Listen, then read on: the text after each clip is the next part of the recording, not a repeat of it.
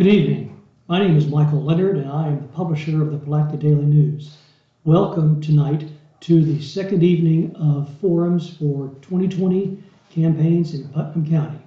We are proud to sponsor this with our co-sponsor, St. John's River State College. We are here on the campus of St. John's River State College in Palatka, meeting in the boardroom tonight. There is no audience due to COVID-19 concerns, so it is just the candidates, me and a couple of folks from the newspaper, and IT from the college. The way this format will work is for each race, the candidates will have a 2-minute opening statement, followed by a round of questions for each candidate. They have 2 minutes to answer each question. At the end of that period, we'll have a moment for the candidates to ask a question of one another. 15 seconds to ask the question, 1 minute to answer the question. After that, each candidate will receive a 1-minute closing statement, and our goal is to be finished at 6:50, 7:50, and 8:50 to get ready for the next candidates. So, we will not hesitate any longer. The first race we're going into tonight is for Putnam County Board of County Commissioners, District 3, and we have been going by alphabetical order. So the candidates are Douglas Hayes, Joshua Mast, and Terry Turner. So Mr. Hayes, you are the first up. Hi there, I'm Douglas Hayes, and I'm running as a no-party affiliation for a very important reason. I feel that it's the person that you are electing and not the party. I want to represent the citizens. My biggest thing is citizen involvement. To me, citizen participation is both an honor and a duty to me. Transparency, I think, is an honor to me, and it's the law. I plan on making it a full-time job. I feel that in order for us to move ahead or move even keel with the rest of society and all the networking that it's going to take to get things going in the right direction of what the citizens want, I believe it's going to be a full-time job. I'm an entrepreneur, veteran. I've owned several businesses. Some have been very successful, some have actually floundered. But at the same time, I go from one to the next. I'm a niche marketer. I've studied marketing for several years. I've read several books, and I think that I bring a lot to the table in regards to creating to where we are, once again, the gem of the St. John's. I believe in town hall meetings on a regular basis at different times at different locations. I feel it's very important to have citizen participation in the decision making.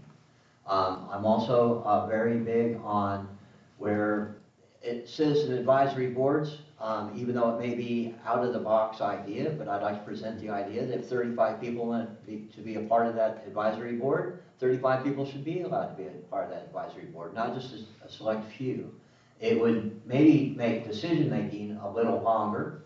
A person can represent a particular district, but the goal is to have citizen participation. There's people that want to participate, and I want to make accommodations for that. Thank you very much, and I look forward to possibly getting your vote. Thank you, sir. Mr. Mast? Thank you, Mike, and thank you to the Palatka Daily News and to St. John's for hosting this event tonight.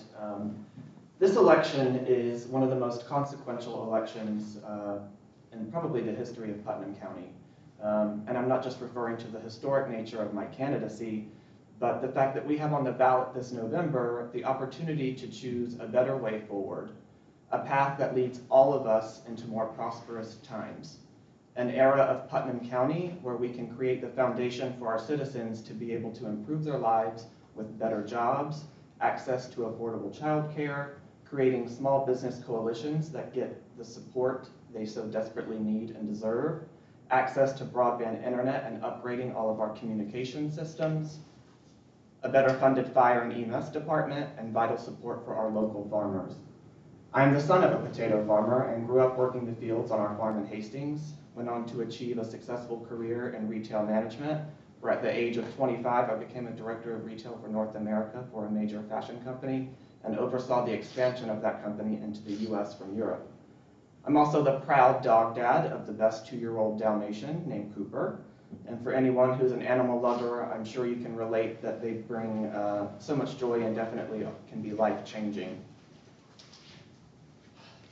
In this race, I think we have a choice between more of the same or a chance for the next generation of leaders to take over and really tackle 21st century challenges with 21st century solutions.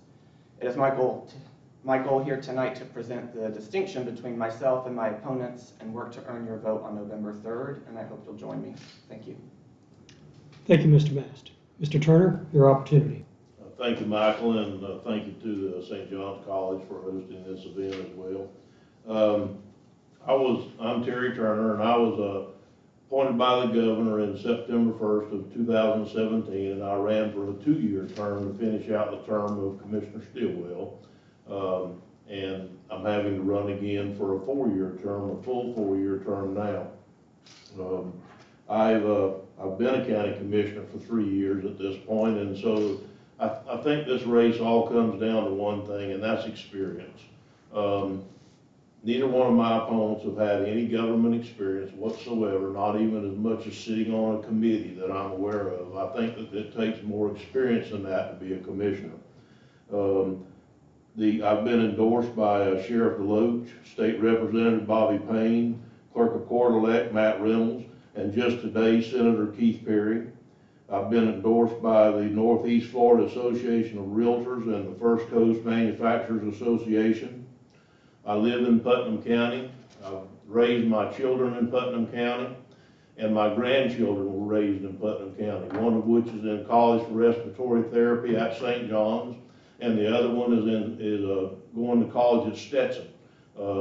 My grandson is in high school right here in public high school in Putnam County.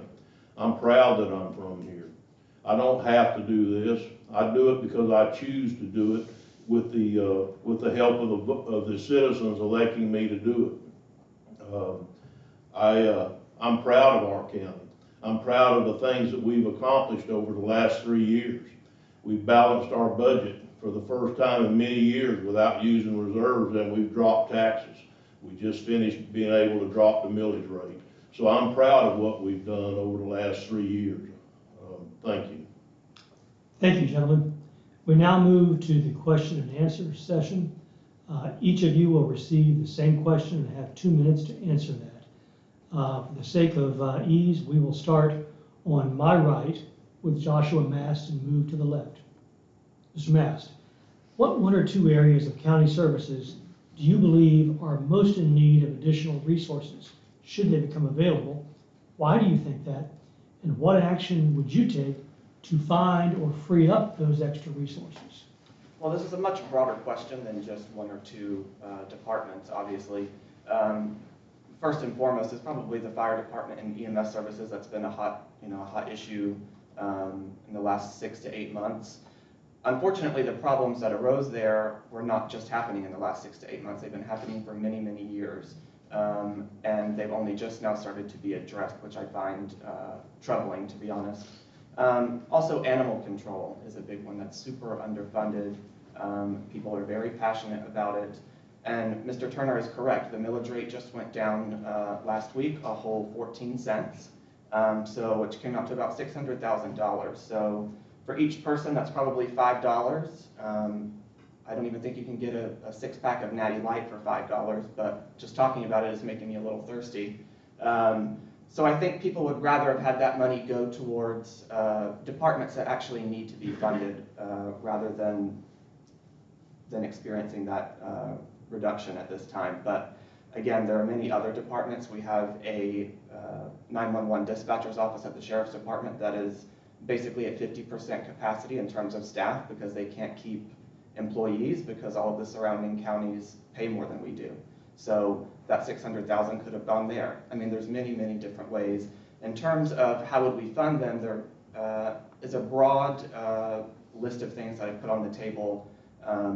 One of them is adding to our tax pool, which is obviously bringing in more businesses, getting people to move here, bringing in more tourist dollars. And the way we do that is by making changes to our zoning and planning and making it easier for people to get permits and businesses to get permits here so they can actually invest in our communities. And I'd like to see more companies come in that are actually big proponents of their employees, such as companies that do profit sharing. I think if you work to build those profits, that you should be able to share in them. Thank you. And we'll go to your right now. Mr. Turner, which one or two areas of county services do you think are in most need of additional resources? Why do you believe that? And what action would you take to try to find or free up those funds? Well, Mr. Mass is correct. EMS has probably been one of the orphan departments, for lack of a better term, for many years. But this year, the commission took steps to try to move that in a better direction. I formed a committee. They came together. They made excellent recommendations. We've hired a new fire chief that's actually a director of emergency services. He's in the process right now of taking the recommendations that we can. Just yesterday, we took a bold step in the proper direction just by him committing that he's going to restructure that department in a way that makes it better. He's lived in Putnam County his entire life, born here, and he's an expert in that field. That's J.R. Grimes, who used to be the fire marshal for the city of Palatka and the chief there. Freeing up the money is putting it through the budget process. It's always a matter of priorities, because the pot of gold, if you will, it is not bottomless. So you have to take the money that you have and you have to divide it to the areas that the need is greatest. That is an area that is definitely going to come forward more in the area, just like the sheriff's department. We funded them $5 million over the last 3 years, counting this year going forward, and it was necessary because they needed to catch up. And the same thing has happened with EMS. They need to catch up. Funding them is, and if I could just, before I run out of time, address the deal about the lowering of the millage rate. That was money that absolutely came in that nobody expected whatsoever. So do you take it and just add it to reserves that are already adequate and try to find out a way in order to spend the money, or do you give it back to the citizens? Doesn't matter if it's $4 or $14 or whatever. But along with that, we also gave back $41 in the landfill assessment. So it's like this commission is working in the proper direction to lower taxes. Thank you. Thank you, sir. Mr. Hayes, same question to you. Which couple of areas of county government do you think need additional resources? Why do you think that? And how would you come up with the money? I am in full agreement in regards to our emergency services and our sheriff's department. Right now, the squeaky wheel is the ability to communicate. Our communication system is substandard and out of date. The state is working on a digital format, and we're still dealing with VHF. Currently, our sheriff's department and emergency services cannot communicate appropriately with the other agencies. And so that really is a detriment to having, during disaster times and chasing predators and everything else, because there's interdepartmental cooperation.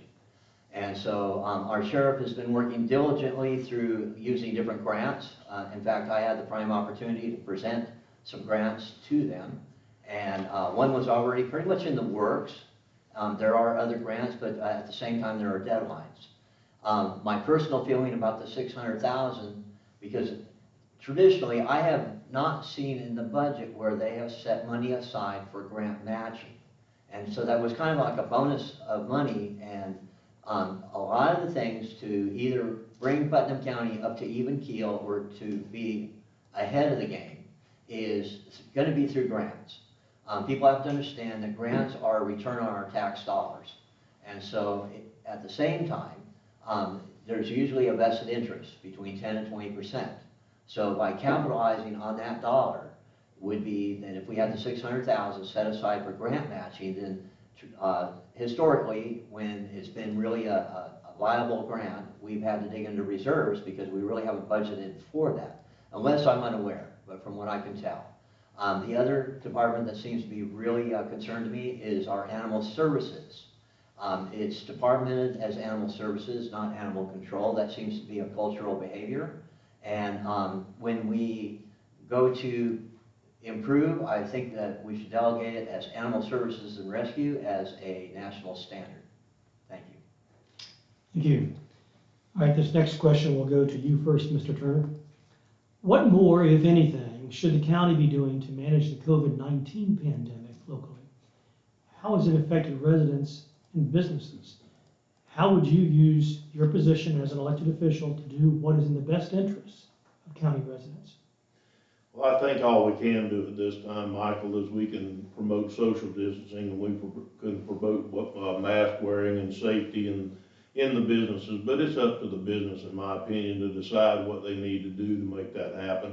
I think we need to recommend as leaders the CDC guidelines in the areas that they pertain to. I think another thing that we need to do is we need to try and get as much of the CARES Act money out on the street as we possibly can, because the people that were most affected by the CARES Act were by COVID-19 can participate in the CARES Act at the tune of $10,000 for a business or a nonprofit. And also, we just came out with an individual program yesterday that's going to allow people that were affected by COVID, who lost their job and can't pay their rent, or they couldn't buy groceries or pay utilities. We're going to do that individual assistance program should be out hopefully by the first of the week. And that's going to be to the tune of, I think it was $3,000. And so with all that being said, that's what we need to be doing as leaders when we have that pot of money for the CARES Act fund money, get that on the street as hard as we possibly can to help the citizens who are most affected by the COVID. And there are quite a bit of them that were. You know, I'd just like to add, for the first 44 days of the COVID crisis, I spent 8 to 10 hours a day at EOC 7 days a week with the emergency responders and with the nurses and the contact tracers and what have you.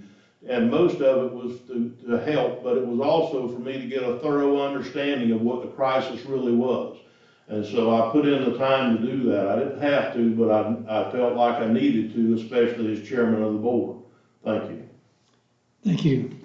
Mr. Hayes, what more, if anything, should the county be doing to manage the pandemic and how it affects residents and businesses? How would you use your position as a commissioner to do what is in the best interest of county residents? I believe in personal freedom along with public responsibility. I think that it's important that we educate the people in regards to how that they can conduct themselves accordingly for their personal safety. At the same time, we get guidelines from the state. So some of the behaviors that the county had to do were state mandated.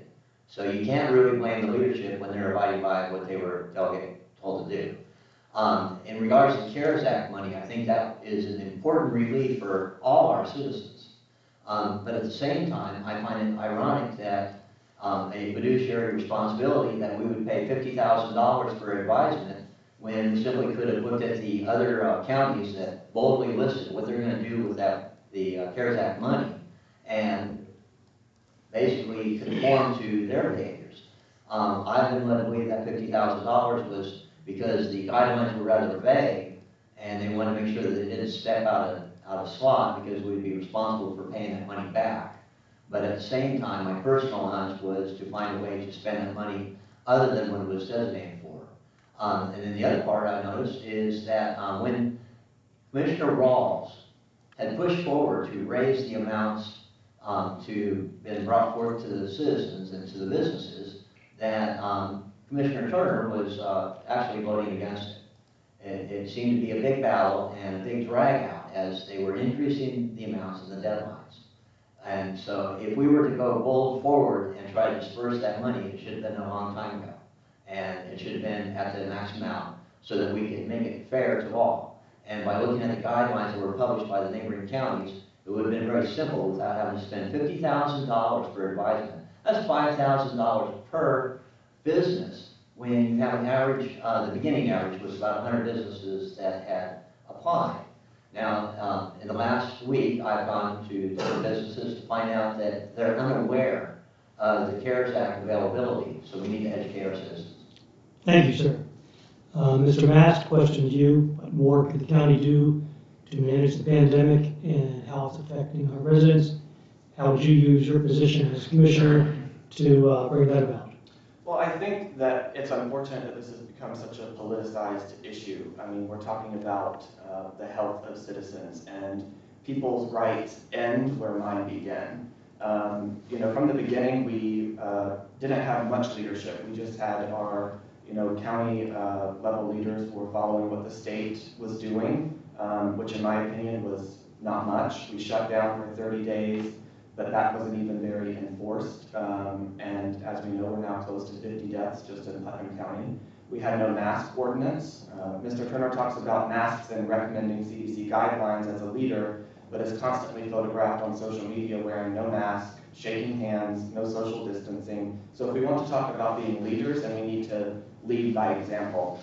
We have had many small businesses have already closed. I believe we shut down, in the late spring, and people still have not received their CARES Act money. So if you're a small business and you're just starting out, you do not have the resources to last 6-8 months with no help. So in terms of what we could do differently, we're now entering into a different phase of this pandemic, and every day is different. But I think that if we're going to talk about leadership, then we need to actually lead by example and follow what the CDC has put out. And until then, I think that we're just going to have to be winging it. Thank you. This next question goes to you first, Mr. Hayes. The Confederate monument at Putnam County Courthouse resurfaced as a focal point of debate last summer. Strong feelings have been expressed by people on both sides of this question. So how would you, as a commissioner, help bring residents together to work toward harmony and the overall betterment of Putnam County, with this issue particular in mind? Well, because I'm an advocate of citizen participation, I think if I was on the board, I would second the motion for it to be put up for a vote. I feel that it was a prime opportunity for the people of Putnam County to exercise their voice. Anytime that we can have the citizens exercise their voice, I want to provide opportunity. Would have been no additional charge. I'd already checked with Mr. Overture, it simply would have been a line on the blank. That seems to be a precious issue. I feel that special interests pressured the county commission. Once again, Commissioner Rawls had made a motion to put it up for vote and allow the people to decide the outcome. At one time, you might want to consider the majority rules. And so it gives an opportunity for the citizens to speak. Well, the other commissioners, by pressure from the Chamber of Commerce, and I believe the local bar association, which is part of the good old boys. And I am all about no more good old boys. They went lockstep with the pressure, they voted to have it moved, and now they're gambling on the fact that they won't be able to generate the monies to do the move because they made some conditional guidelines in regards to that. At the same time, when they picked out a committee, I have yet to find a proper application process so that all parties, so that would be a diverse committee. There are people that have generations that have been here, and that statute of remembrance is a legacy of their forefathers, and they have no say in the matter. As far as I'm concerned, it's their statute. They should at least have some say-so as to where it gets moved as a compromise. I don't have a dog in the fight. And if we did, I have a forefather in Nebraska, and he happens to be a woodcutter. So should we be fair and remove all statutes, including my great-great-grandfather's? Thank you. Thank you. Mr. Mast, the monument at the courthouse, point of debate, strong feelings both sides. What could you, as a commissioner, do to help bring residents together and foster harmony in our community, specifically over this issue? Well, from the beginning, my campaign has always been about, bringing everybody together. I've never made my campaign about Democrat versus Republican, even though my opponents would like that to be the issue because it deflects away from talking about the issues that matter to people here. I think if from the very beginning, the board had just sat down with the two citizens that were requesting for the statue to be relocated, most of this could have been avoided. It could have been handled privately. Instead, they were basically ignored. Then a protest happened, ignored again. It went to workshop. Another protest happened, all peacefully, I might add. And then it went to the board for a vote. and most of them flip-flopped on the vote. Whichever way you're going to vote on the issue, we could have moved past this by now, but instead we've now appointed another committee. Now the committee is fighting with each other.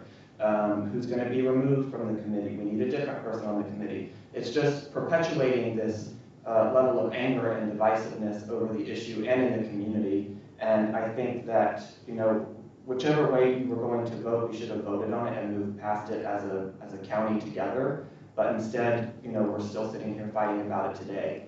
I want to commend Mr. Turner because I think he did make the right decision in the end. I would have just gone about it in a different way. Thank you. Mr. Turner, same question to you. Well, Michael, I figured this one was gonna come up tonight. We tried to unify the community. We tried to bring both sides together. We tried to do it by allowing an option for the statue to be moved if the private funds were raised, and the commission still got to say where it was going to be located. After all the fallout and the divisiveness in the community that we've gone through, and the people that are upset over this issue so badly, I'm getting to where I don't think the statue looks so bad right where it is.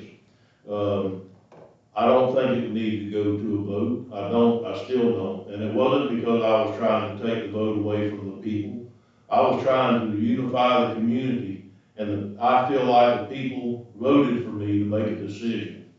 But they don't always agree with every decision that a commissioner makes, but I think we made it with good intent. And having the chamber get on board or the bar get on board had nothing to do with it whatsoever. We were trying to do our very best to try to unify the community. We just had no idea that the big portion of the community would take it personally that we were going to move the statue. And it's not about the statue. I'm telling you right now on television, it's not about the statue. It's about the people felt like they had been betrayed because the commission laid down to 2 young Black Lives Matter people. That's what the people are upset about, because when I sat down and talked to them about this issue and tried to explain to them that we tried to give an avenue to bring unity to our county, that it's not about the statute. So yeah, like I said earlier, with all the fallout, I think that it might just be time to say, looks pretty good where it is right now. I'm sorry, I just have to interject here for one Well, second. are we gonna have that? I'm sorry, Mr. Massa, under the rules of this forum, you'll be able to ask a follow-up question to Mr. Turner at the end, or you can include what you want to say now in your closing remarks. So if you would indulge us and abide by those guidelines, it'd be better for everyone. Thank you, sir. This next question does go to you first, though. Putnam County prides itself in being an outdoors haven. We have an abundance of natural resources. How does the county balance protecting these natural resources with policies that encourage industrial, commercial, and residential growth? Well, I think a big part of this is partnering with other departments, like partnering with Nikki Freed, our agriculture commissioner in Tallahassee. But I think we all can agree that the St. Johns River is our prized possession. Unfortunately, over the years, it's become subject to quite a bit of pollution, as you know. This is a touchy issue. I think a lot of it has to do with innovation and how we move forward as a society into more sustainable business practices and moving away from, the 1950s and 1960s on how industries run. There are many different ways that we can address this. Technology is one of them. There is a system called Smart City technology that has been implemented in many different parts of the country already. And that system you can manipulate to basically help you find solutions to any problem. It could be budgeting, waste, drainage, traffic, anything. So that's a major one that I think that we should be able to use to be able to address that issue in terms of growth and keeping our natural resources clean. Thank you. Mr. Turner, same question. Our county prides itself as an outdoor haven, abundant natural resources. How does the county then balance protecting these natural resources with policies that encourage industrial, commercial, and residential growth? Well, the first thing that we need to do is we need to write the policies in the comprehensive plan that helps do just that. Right now, we're rewriting our comprehensive plan for just that reason, and we're adding to our, and we're gonna, add to the policies to help further protect those areas through the conservation element or through the, those portions of it. Also, I think we need to also promote Putnam County more as an outdoor haven. We've got bike paths here that we have people come from all over the country to ride on the bike paths. I know that we can't build them all at one time, but we're going through the motions of getting as many of them done as we possibly can. So I think that if we promote tourism more and we do things that such as bike paths and outdoor adventures, and we have quite a few of them in the town, that through the comprehensive plan amendments and the policies in the comprehensive plan, we will then thereby be able to protect those resources more. Thank you. Thank you. Mr. Hayes, same question to you, sir. I agree with Mr. Turner that the comprehensive plan should involve assigning areas that we can have perhaps polluted behaviors. EPA will guide us as to what manufacturing principles and behaviors. Most manufacturers really don't want to pollute the planet. Those days are over. And usually their byproduct, if they can market it, they will. So the big thing though is where do we want those activities to participate at? The next thing is that we are very fortunate that we have nonprofit and clubs that are very active in promoting and developing our trails and our canoeing and our kayaking. And I want to give kudos to the Blue Ways and Trails. And one of the things though that we're lacking is in promotion. Part of our economic and tourist development money could be geared towards that in better manners. But believe it or not, there is a freebie that I've been trying to state to the county commission 3 times so far in the last year, is when the eco-tourists, which will be our target market, we have the eco-tourists and we have the culture tourists. Those are the people that are going to come off the beaten path. And so and we also have the camping and hunting aspect, which can kind of fall under the eco-tourists. But anyway, when all said and done, because of technology, they whip out their smartphone, they see Putnam County, and there is a state program, and it's called Visit Florida. And we are not being promoted accordingly. I feel that's very important. That's the welcome mat to begin with the promotion of all our activities and restore Putnam County and Palaca as the gem of the St. John's. Thank you, sir. Mr. Turner, this question goes to you first. Along those same lines, there's construction on the Shands Bridge, which will raise that and allow larger ships down the river. New bypass highway under construction in the same area. What should Putnam County be doing right now and over the next couple of years to take advantage of these upcoming economic opportunities?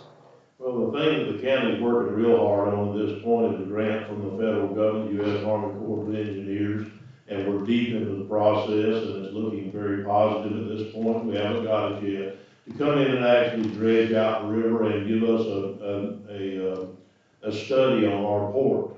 And if when the Shands Bridge goes up, we can bring smaller container ships in and actually use that as a port to unload some of those, and we can also bring in larger ships. But it'll also provide a boon to the local shipbuilding industry, who that has been an obstacle for over the years.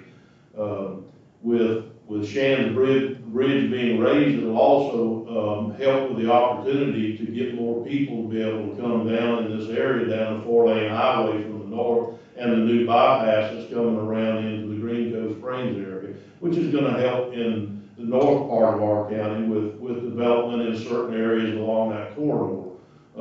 But I think it'll be a big boon to the shipbuilding industry, and it'll also help Putnam County with the port, and that's what we're working on as a grant with, we've been working on it for 2.5 years now with the Army Corps of Engineers, trying to be able to dredge the port and get a port study done. Thank you. Thank you. Mr. Hayes, raising of the Shands Bridge and new bypass highway under construction in the same part of the state near us should help Putnam County going forward. So what should we be doing to take advantage right now and in the future of those opportunities? Well, believe it or not, I've done a lot of studies about this, and the U.S. Coast Guard has a lot of control over the shipping and that aspect. But when all said and done, our competition is Green Coast Springs. When there is disaster times, everybody that leaves the Jacksonville area, which is a major pleasure boat haven, they end up mooring over at Green Coast Springs. A lot of this is because they were inhibited by the bridge. The first thing we need to do, which neither within a 30-mile stretch, if longer, is what they consider a safe anchorage. I'm ex-U.S. Coast Guard, and so I have an understanding of reading charts. I've been out there in the Caribbean, and when it gets to be troubled waters and stormy events, we go to a safe anchorage. And by having a designation of safe anchorage, then the pleasure boater will know that this is a place to pull in and ride out the storm. In regards to dredging the barge port, for 3 years now, not counting probably 2 cycles of Wash's office, that the Fish and Wildlife Commission has a one-time grant for dredging the barge port area. But now that I've done some studying, there's only 200 feet, maybe a little bit more of shoreside. So I really don't know what we're going to accomplish with the barge port. But if we want to make accommodations for pleasure boats, now it is an ideal location because there's a rail spur close by. But at the same time, the warehouse is built has encumbered the shoreline. So I think one of the target audiences is going to be the pleasure boater, because they'll call in, they'll use our amenities, and there happens to be a grant through the EPA for a pump out station, which once again will encourage the boater to come in and act accordingly. Thank you. Thank you. Mr. Mast, same question to you, sir. Well, I think I'm having a bit of deja vu with this topic of conversation. I think back to when 207 was being 4-laned from 2 lanes, and the conversation has constantly been in regards to surrounding growth. What are we going to do? It's going to come to Putnam County. It's coming to Putnam County. So I think the shoulda, coulda, wouldas are kind of dead at this point. I think we need to be focusing on what we can do right here in Putnam County instead of worrying about what growth could potentially be coming due to a bridge being raised. You know, we talk about being outdoor friendly, and we are. And if we want people to come here and experience that outdoor friendliness, then they need to have a place to be able to invest those dollars in as well. We have no amenities, as Mr. Douglas says, for people to come and contribute to.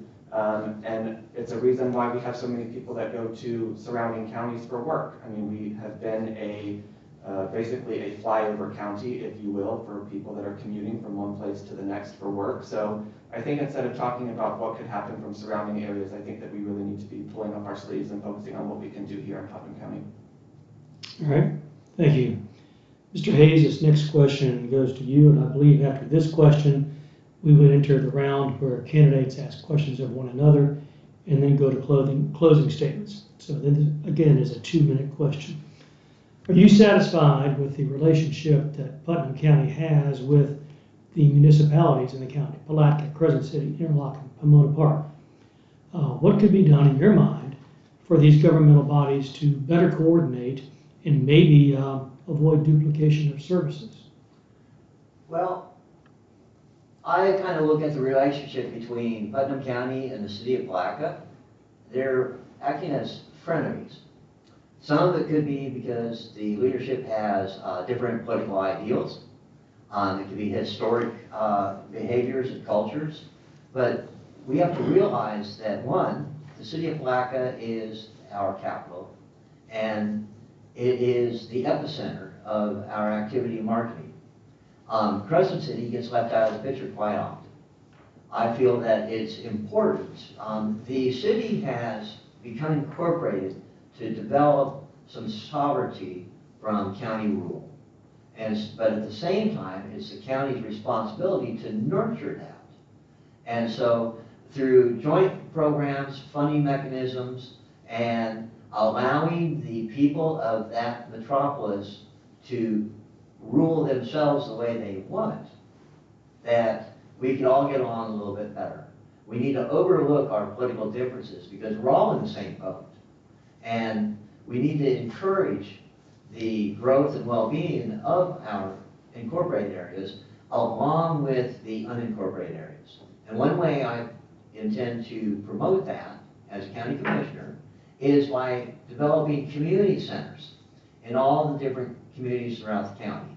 I'll probably have to do a focal point to lead an example in my district, and perhaps with being on the same page with some of the other current and future county commissioners, is that is one way that we can reduce the size of government and still provide services to our citizens.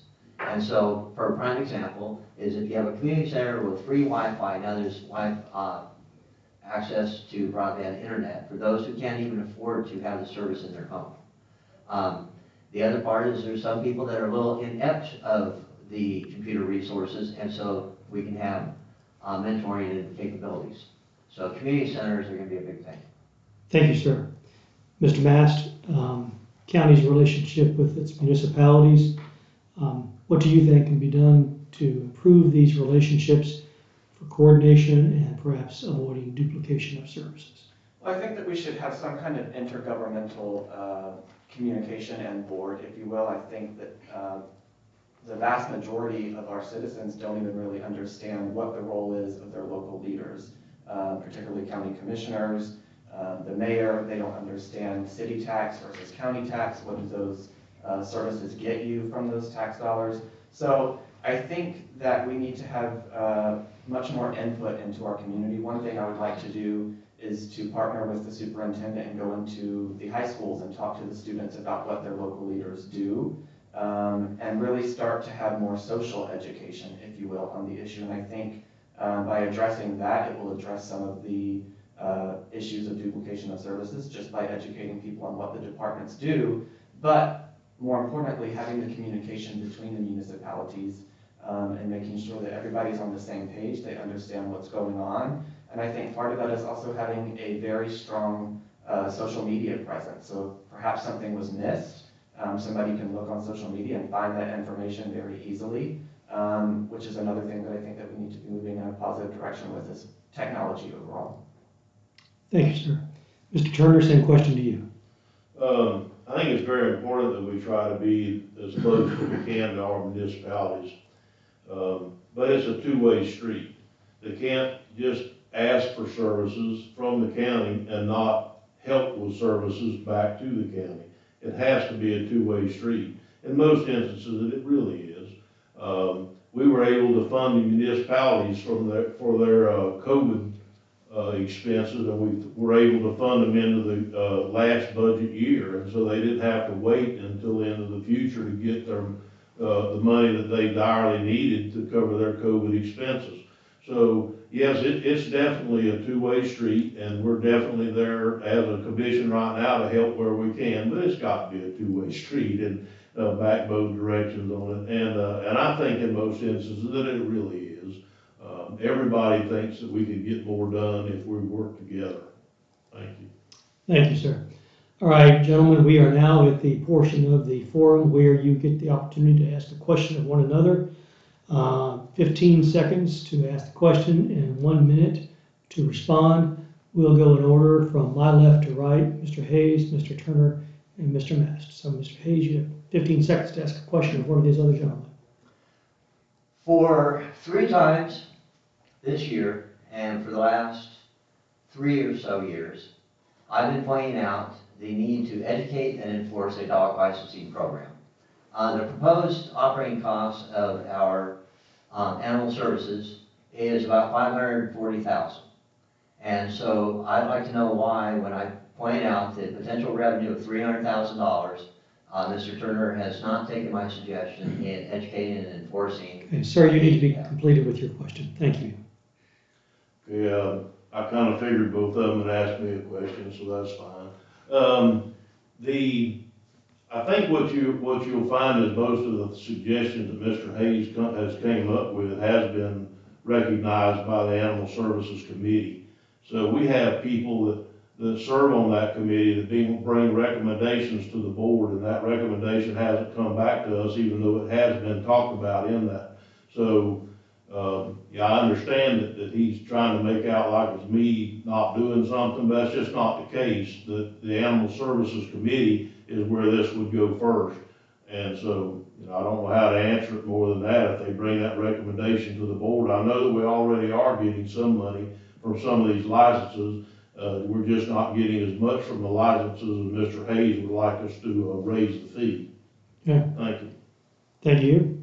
Mr. Turner, your opportunity to ask a question of one of your competitors. I don't really care which one of them you ask it of, because the same question would go to either one of them. And that's that, what is it that they think that they have the experience to be a county commissioner?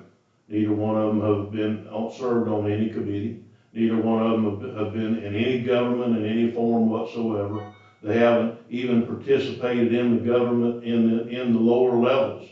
So that's my question. Pick a person.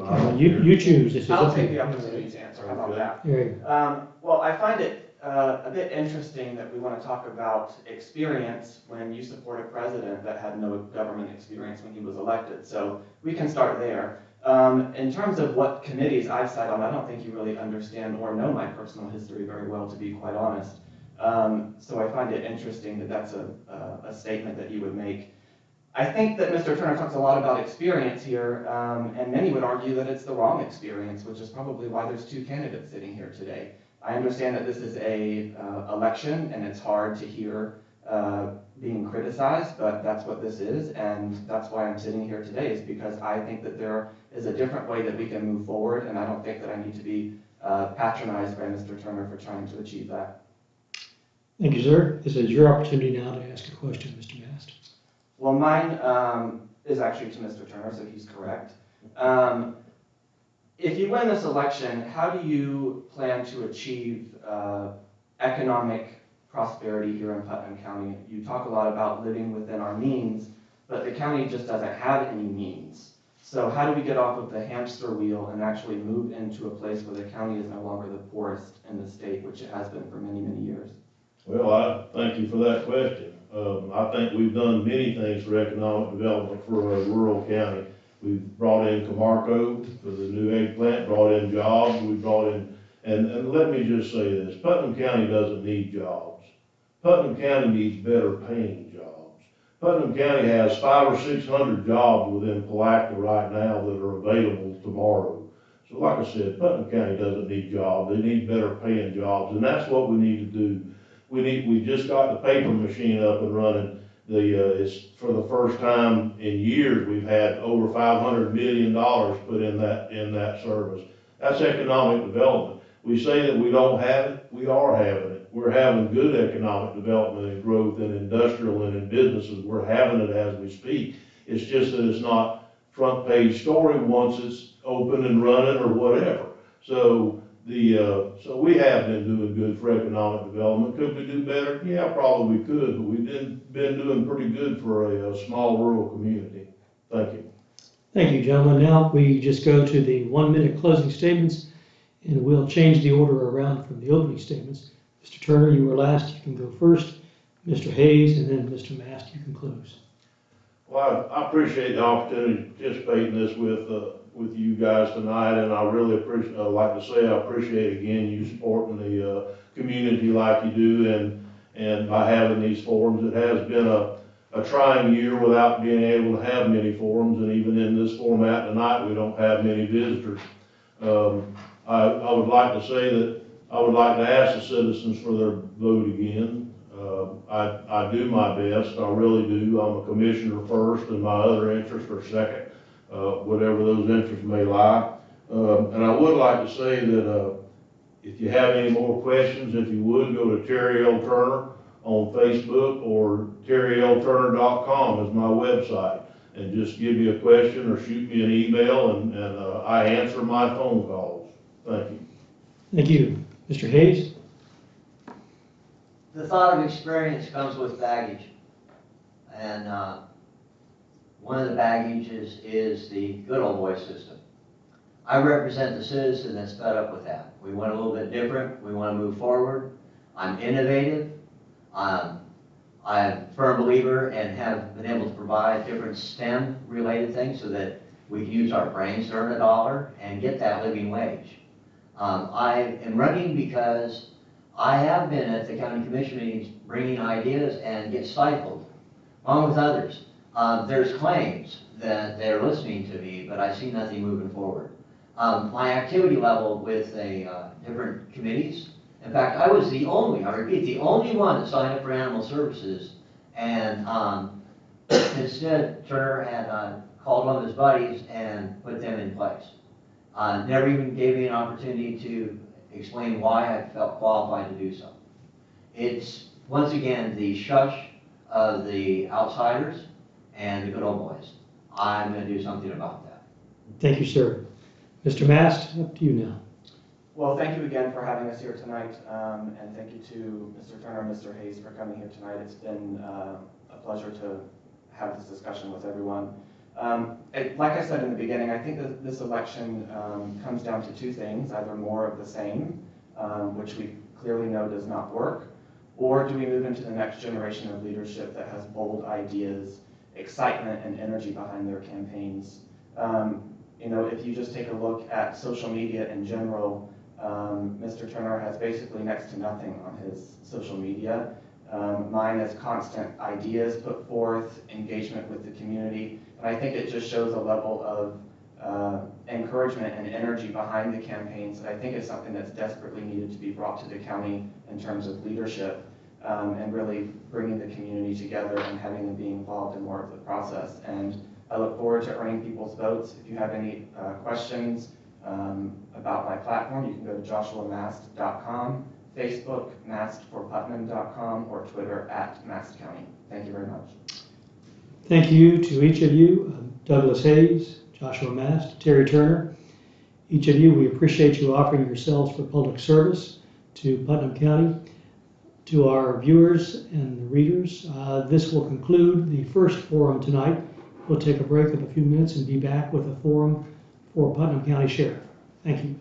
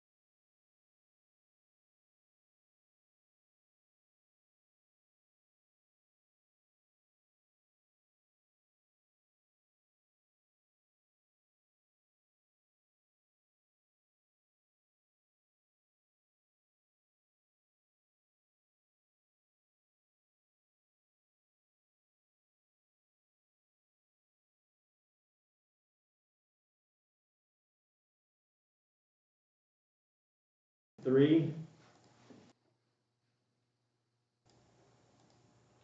Good evening again. My name is Michael Leonard, publisher of the Palatka Daily News. Welcome back to the 2020 Candidate Forum for Putnam County. Our second forum tonight includes the candidates for Sheriff of Putnam County, Gator Deloach and Edison. Our format, again, is each candidate receives a 2-minute opening statement, after which I will be asking questions. Each candidate has 2 minutes to answer that question. When we get close to the 50-minute mark, I will let them know, and each candidate will be able to ask a question of the other, after which each one will have a 1-minute closing statement. So, without anything further, I will let them go in alphabetical order, which has been our fashion on these 2 nights. So D comes before E, so Gator Deloach. Perfect, thank you very much. I want to take an opportunity to thank the Palatka Daily News and also St. John's River Community College for hosting this forum tonight to give residents an opportunity to get to know a little bit more about each of the candidates. I've got to tell you though, I'm very excited about this election because unlike some of my counterparts in other parts of the state who went unopposed, I think it's an honor to be able to have an opponent in a local election because frankly, I feel like as the sheriff, it gives the citizens and residents of our county an opportunity to issue me a report card on how our performance has been over the last 3.5 years. And I'm grateful for that honor. It's been my distinct pleasure to serve as the sheriff of Putnam County for the last 3.5, almost 4 years now. And I look forward to continuing to serve our citizens in that same fashion. I'll tell you, it's always been a lifelong ambition of mine to run for sheriff and to hold this seat. It's very challenging at times, but certainly very rewarding, and has been a pleasure to see some of the successes that we've been able to accomplish over the last several years. As sheriff, it gives me the ability to get out and actually communicate with our residents and see what some of their concerns are, what some of their needs are, and an opportunity for me to make adjustments where we communicate and interact with each other and find areas where we're doing well, and also some areas that we make improvements. So again, it's my distinct pleasure. I'm pleased to be here with everyone tonight. Thank you. Thank you, Mr. Deloach.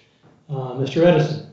Yes, I'm running for sheriff on a platform. It's in the supervisor of elections, because I need this platform to work for the safety of our citizens. As a civilian, I'm a promoter. I've been around here almost 40 years, and I've seen how law enforcement has changed. From when Pelletier was sheriff, I never got pulled over.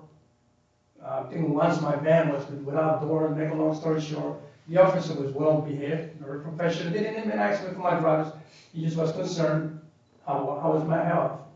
As the years went through on the Taylor Douglas administration, the first 2 terms that he had were pretty good. It's the 3rd term and the last one that he had where things escalated, officers getting out of control. So I saw a need. Why was my rights were being violated? I didn't know my rights because I was a very religious person. I never really cared as a promoter and being a minister, because I was a minister for 35 years. That was my main goal, being ministry, everything second. So I never had time to learn about my rights. But one day on the Taylor Douglas, an officer violated my rights, grabbed me, took me, and so I was ready to fight him. I said, you can't do that. Make a long story, that woke me up. That if I'm well known in the county as a promoter, an athlete, because everybody sees me in this county, they know who I am as a bicycle man for a reason. But anyhow, I started seeing some changes, and that's why I decided to build a platform so I could run for sheriff. Thank you. All right, we have been going in alphabetical order and asking questions and starting out that way. So this first question will go to you first, Mr. Deloach. So if you will, please define for us what you believe the role of the sheriff's office should be in the county in its relationship with all the municipal police departments in our community. Certainly, thank you. So the role of sheriff, in my opinion, is multifaceted, to say the least. I'm responsible for the oversight of the operation of the sheriff's office, which boasts 308 employees. That includes part-timers and all of our full-time employees. In addition to that, we're responsible for running a jail, which I liken to a small city. And the role of sheriff is actually specifically defined and governed under Chapter 30 of Florida statutes. We actually have an opportunity whenever we're first elected to attend a new Sheriff's Institute, which really gives us an opportunity to act with some, or to react with some seasoned sheriffs, and really paints a picture of what that role is really all about. To me, that role is something that's sacred. I don't mind sharing this with anyone. I want everyone to hear that the role of sheriff is something that is, quite frankly, the most powerful office in the county at the local level as the chief law enforcement officer. And that's a position that has to be treated with dignity and respect. It's something that you have to be able to maintain a very delicate balance between enforcing the law and still maintaining your ability to ensure that people's rights are not violated, and to work together with the citizens, because frankly, without our citizens and their participation, we wouldn't be successful in our mission. So we rely heavily on those partnerships with the community, and it's my role to help cultivate those relationships as I get out and interact with citizens to maintain an open line of communication. Thank you. Mr. Edison, if you would define for us what you believe the role of the sheriff's office should be in the county and how it should relate to the municipal police departments. The role of the sheriff should be, you know, he's the only elected law enforcer in the union. It's not the president, it's not the governor, it's not the FBI, it's not the CIA. That is a very big responsibility of that position. Now, I have seen that he's been neglected, undermined in the federal government. I know he's not aware of what they're trying to do to remove the power of the sheriffs around the United States. If you follow the trend for the last 30 years, I'm old enough to know and do my history and research. It is the removal of that communication, of the power of the sheriff position to help the citizens on their issues. He's the only one that could come into, hey, my rights are being violated. This is happening. Not the chief of police and not the governor. So who's the one there? That's how much I value this position that I want. And I know the responsibility of the sheriff and what he or she has to do. Thank you. All right, we'll go to question number 2, and this goes to you first, Mr. Edison. If you were elected, what changes do you think should be made in the sheriff's office budget during the next year in general and also in light of the coronavirus pandemic? Well, as the budget, I'm not interested because I'm not in there. So I don't know what's exactly what's going on, even though it's public record, some of it. I don't know which department, what is doing, what is that. So that's not my concern. Now, the second question, you're being doped. The whole United States is being doped with this influenza. You need to wake up. You viewers out there, please wake up. Our constitutional rights are being violated under the color of law. Article 16 of the Constitution specifically touches on those issues. There's no one in government, not in the Congress, nor the president, could make law and change laws to force people to wear a mask because somehow under the color of health are pushing this agenda. The sheriff has the power to stop that. And remember, he's the only law enforcer in their county and in the Bill of Rights. Thank you. Mr. Deloach, if you are re-elected, what changes do you think you'd like to make in the budget for next year in general and also in light of coronavirus? You know, we're very fortunate here in Putnam County, and I believe over the last 3.5 years, we have cultivated, in my opinion, what is an unprecedentedly healthy relationship with our county commission. They have been more than gracious and willing to work with us, despite some of the budgetary constraints the county faces. And in spite of that, they still do everything within their power to ensure that we are funded to the best of their ability. And I'm forever grateful to them for that. We've been able to accomplish a significant amount of things over the last 3.5 years that, quite frankly, I'm proud of. Not the least of which is a 37% overall reduction in crime in the last 3.5 years, which speaks volumes and really stands on its own. Fortunately, I have a very gifted staff that I'm blessed to work with on a daily basis, and a team of exemplary law enforcement professionals, from our patrol deputies to our corrections deputies to our communications operators and to those civilians who manage our Civil and Records Bureau and all the ancillary functions at the Sheriff's Office. And I say all that to say that I don't know that I would change a single thing that we've done in the last 3.5 years. Certainly we've made some mistakes, we've learned from them, and we've also enjoyed some tremendous successes. So my goal, if reelected, is to continue the good work that we've done over the last 3.5 years and continue to make Putnam County a safe place to live, work, and raise a family. Thank you. This next question will go to you first, Mr. DeLoach. Palatka City Police use body cameras, but we do not have them for the Sheriff's Office.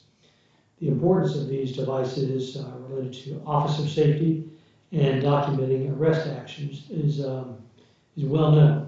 Should the Sheriff's Office deputies wear body cameras? And if so, what could you do to affect this? Well, I'll tell you very candidly, there's a lot of mixed opinions on body cameras and their usefulness. I see them as a tool. I don't see them as the be-all, end-all to law enforcement to solve all of our woes. But I tell you, my personal opinion is that while body cameras are a tool and they serve a purpose, I would entertain putting body cameras on our deputies when every convicted felon who's been convicted of a violent crime is forced to wear a body camera here. Then I think that really tells the true picture of what's going on. Body cameras, the initial encumberment is not all that great, but what is a significant expense and recurring is the amount of storage space that's required to maintain and archive those videos that are captured. I can tell you that as it stands right now, Putnam County can't bear the burden of adding body cameras.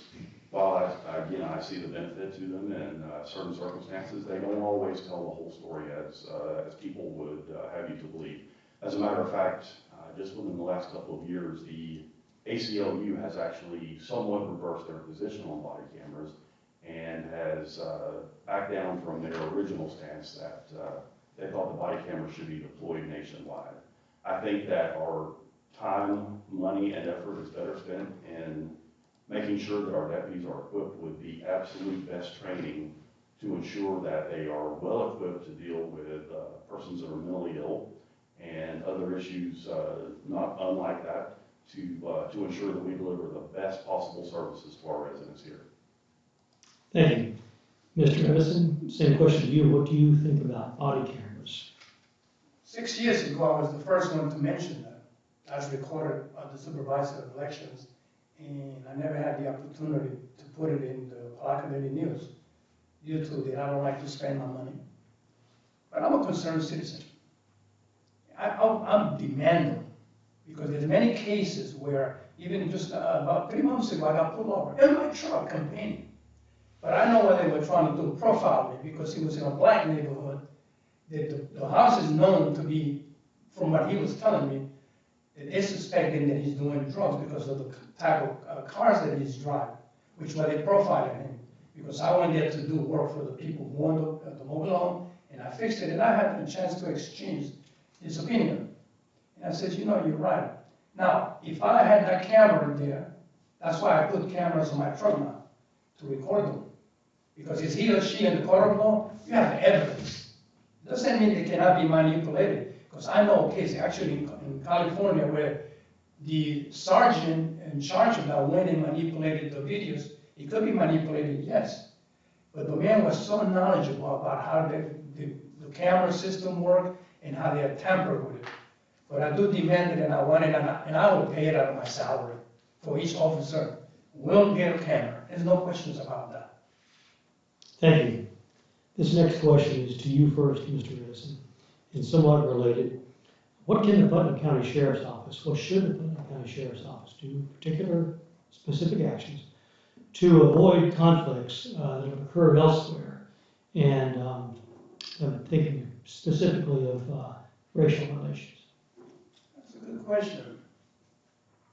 It's something that you have to go out as an elected official, mingle with the people. Ask them, don't talk down at them because they have issues. There are different cultures, think different.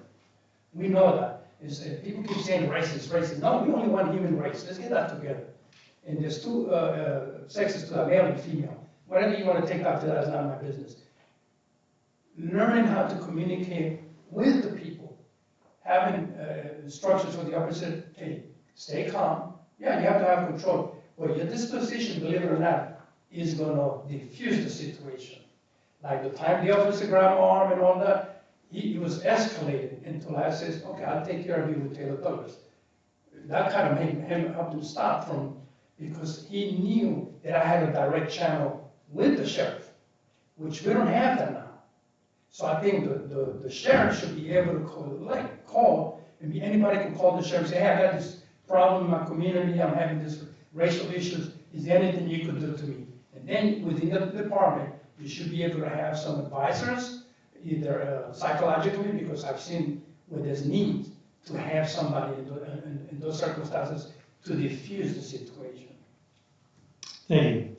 Mr. Deloach, same question to you about training and procedures to avoid conflicts that have occurred elsewhere in our country this summer. Well, I'll tell you, my philosophy has always been, and certainly bolstered since I took office, that in order for us to effectively police a community or a county like Putnam, that in order for us to be most effective, we must first become a part of the community and not just police it. That's something that we try to instill in all of our employees, from the oldest down to the youngest who have just graduated from the academy and have sought employment with us. And we've seen some of those successes here recently with some of the tension regarding the relocation of the Confederate monument down at the courthouse. We actually proactively went and had discussions with both of those groups prior to the planned protest, and we were able to reap some of the dividends of those meaningful conversations that we were able to actually have. So it goes back to what we were talking about in an earlier question. There is no substitute for building, nurturing, and continuing to foster positive relationships with our partners, our municipal police departments, and our community partners here in the county to ensure that we don't become the next topic of national news. All right, thank you. So, what can the Sheriff's Office do, Mr. Deloach, to increase the retention of your deputies and other personnel, rather than seeing them go to other counties or other jurisdictions to work for maybe better pay?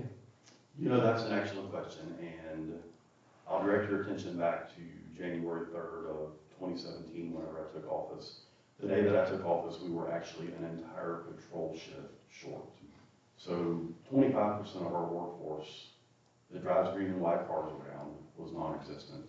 In the last 3.5 years, we've been able to build that back up with cooperation from the county commission to increase their modest increases to their salary to entice them to stay around here, and also have worked tirelessly to promote an environment at the sheriff's office that we are a family and that we always have each other's backs, that we're always here to support and uplift each other. We have focused heavily on the last 3.5 years towards personal and professional development for all of our deputies, ensuring that they get the best training that is consistent with best practices adopted in law enforcement throughout the country, and it's paying us some big dividends. As I sit here in front of you and all of our viewers right now, I'm pleased to tell you that we are 100% full in patrol. We actually have a waiting list, and a number of deputies who have actually signed on as reserve or auxiliary deputies who are awaiting a position to open up. That same holds true in corrections. We are now, for the first time in my tenure as sheriff, full in corrections. Although I will say there's always some bitter with the sweet. We are still short in communications. We are constantly searching for communications operators, and we'll work tirelessly to ensure that we're adequately staffed. But we are certainly leaps and bounds ahead of where we were 3.5 years ago. Mr. Edison, question to you. What should the sheriff's office do to improve retention of deputies? Current sheriff has just said that he's full staffed on patrol now, but it has been a problem in the past, and other personnel in Putnam County, rather than seeing them go to other jurisdictions. Well, I don't know if you're aware, but the sheriff could deputize and call the militia. And the citizens, if you're well connected with the community, you shouldn't have no problem bringing in those resources that you have who are well in the community to help you uphold the law of the land. Number one, train them to know that they don't come there just to do whatever they want to, but they have to be trained to know the constitutional issues that they're being, the militia has to deal with the crisis. That you're not going to come there just because you're a posse or whatever, do whatever you think you want to do. No, I would personally invite the people, the community. I think there was a sheriff that did that in South Florida. I can't recall his name. He called the militia, the posse, and put them together with and have a beautiful community, which they allowed those. And people are not aware that most of these sort of groups that come around, they're being paid. It's called crisis actors. People are not aware of that. So we need to know how to, if you know your community, this person, he or she, is one of these problems. And the sheriff is, I'm not accusing him, I'm not aware how this functions in the United States. That there are people in power who are willing to do that. Lawyers will do that. Go get you paid, you go sign something to get something passed through legislation. A lot of this crisis is to remove the guns from the people. Oh, I know that. Oh, we're killing. That's propaganda. Come on, people need to wake up. There's a bigger fish out here than me and him here, and you guys here. There's more political. This is the whole structure of the United States that is being done away with, and we need to fight for our liberties. Thank you. This next question gives each of you the opportunity to tell viewers about your credentials, qualifications to be the sheriff of Putnam County for the next 4 years. Mr. Edison? As a citizen, I've seen the other side of how not to do policing. I've been a victim. I'm not exaggerating. I could prove the records of police profiling me. So that gives me the advantage. You don't do these certain avenues and you don't do certain things. Now, as a promoter, people don't know my background, but I started in New York City with Revlon and Grossinger's, with people who are very powerful and very wealthy. I was an accountant, a printer, and I started in the apprentice program in New York City. And to be honest with you, I ate with the elite, as the world calls it. I gave that up because I wanted my freedom to enjoy life. There's certain, they give you, but they expect something in behalf of you. So now, me personally, I said, no, I don't want a part of that. That kind of was my idea because my mind thinks so much, so I leave it for that now. Thank you. Thank you. Mr. Deloche, question to you. Thank you. So I'll begin by saying that, referencing something that I said earlier, it's been my distinct pleasure to serve this county my entire adult life as a deputy and now as sheriff. Whenever I first started out, of course, I started out as a young fledgling patrol deputy patrolling the streets of West Putnam, where I call home. From there, I moved into our youth resource unit and had a fantastic opportunity to interact with our students and young minds. And while I was there, actually formed a class and built a curriculum around law enforcement to entice those who may have an interest and an appetite for the same type of work that I do. Shortly upon leaving there, I did a stint in investigations, first as our missing persons investigator, and then after a period of time moved into drug and narcotics enforcement. Spent a period of time there, promoted to the rank of sergeant, and from there moved into criminal investigations and was responsible for the investigation and oversight of property crime investigations. While I was in that role, I actually was competitively tested and promoted to the rank of lieutenant, and shortly thereafter promoted to the rank of captain, which is an appointed position in administrative services. And that really gave me an opportunity to get a well-rounded look at the entire function of the sheriff's office, not only on the patrol side, but also in the administrative side. I've had numerous opportunities for which I'm eternally grateful to attend a number of classes and seminars, not the least of which is the FBI National Academy, which is a leadership academy based in Quantico, Virginia, that the FBI puts on to train and help build either aspiring administrators or current administrators to better serve the community in their current role. Thank you. This next question is semi-related to something we discussed earlier, and this goes to you first, Mr. Deloach. How important is it for the sheriff's office to play a role in the community and being involved with things such as Boys and Girls Club, athletics, and specifically in high crime neighborhoods? What would you do to encourage that type of community involvement? Michael, in my opinion, that is one of the most important roles that we fill as law enforcement officers here in Putnam County. I've had the distinct pleasure of working with youth, as I alluded to just a few moments ago, as a youth resource deputy. And it's been my experience through my own observations and also through research that I've had an opportunity to read and expose myself to. And what I've learned over time, over the last nearly 20 years, is that if we don't get to a child, especially one that's troubled, by the time they're in the third grade, we've lost that opportunity. So it is of critical importance that we engage those youths. And we do so now in the form of our Youth Resource Deputy program. We frequently host summer camps. Unfortunately, this year we weren't able to because of the COVID pandemic.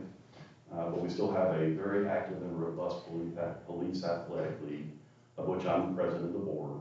And it's, I tell you, it's amazing and truly heartwarming to see some of the successes that come out of there with some of the, arguably some of the most troubled youth, or who at least had the ability to, or propensity to go down the wrong road. And, you know, to see some of those successes, it's truly humbling. So it's my pleasure to continue to encourage that type of engagement with our youth. I think that it's vitally important to what we do and vitally important to building a strong and vibrant Putnam County for the future. Thank you. Mr. Edison, to you, describe how you think community involvement from the sheriff's office plays into their entire role, and what would you want to do? What would you like to see happen? I'm an advocate. I will not waste my time teaching a young boy. Remember, I was a professional boxer, people don't know that, and a cyclist. And I was actually a very good basketball player. People have probably never heard of the CBA league. I was discriminated because of my height. Back in the 60s, you were too short, but I could dunk and do all this here. What I have seen in the sports arena is a waste of time. Yeah, you make millions, they push it. It's propaganda, bread and circuses, that's all there is. Me as a sheriff, I'd rather have a class where I could bring those young people and teach them the role of their lives in the community. Teaching them the Constitution, which they don't teach them no more. How to deal with civilian, with law enforcement, how to exchange their ideas. We used to act it in junior high school, I remember that. We used to have these classes. I'd rather see that. I'd rather have them come here, educate yourself, use your brain.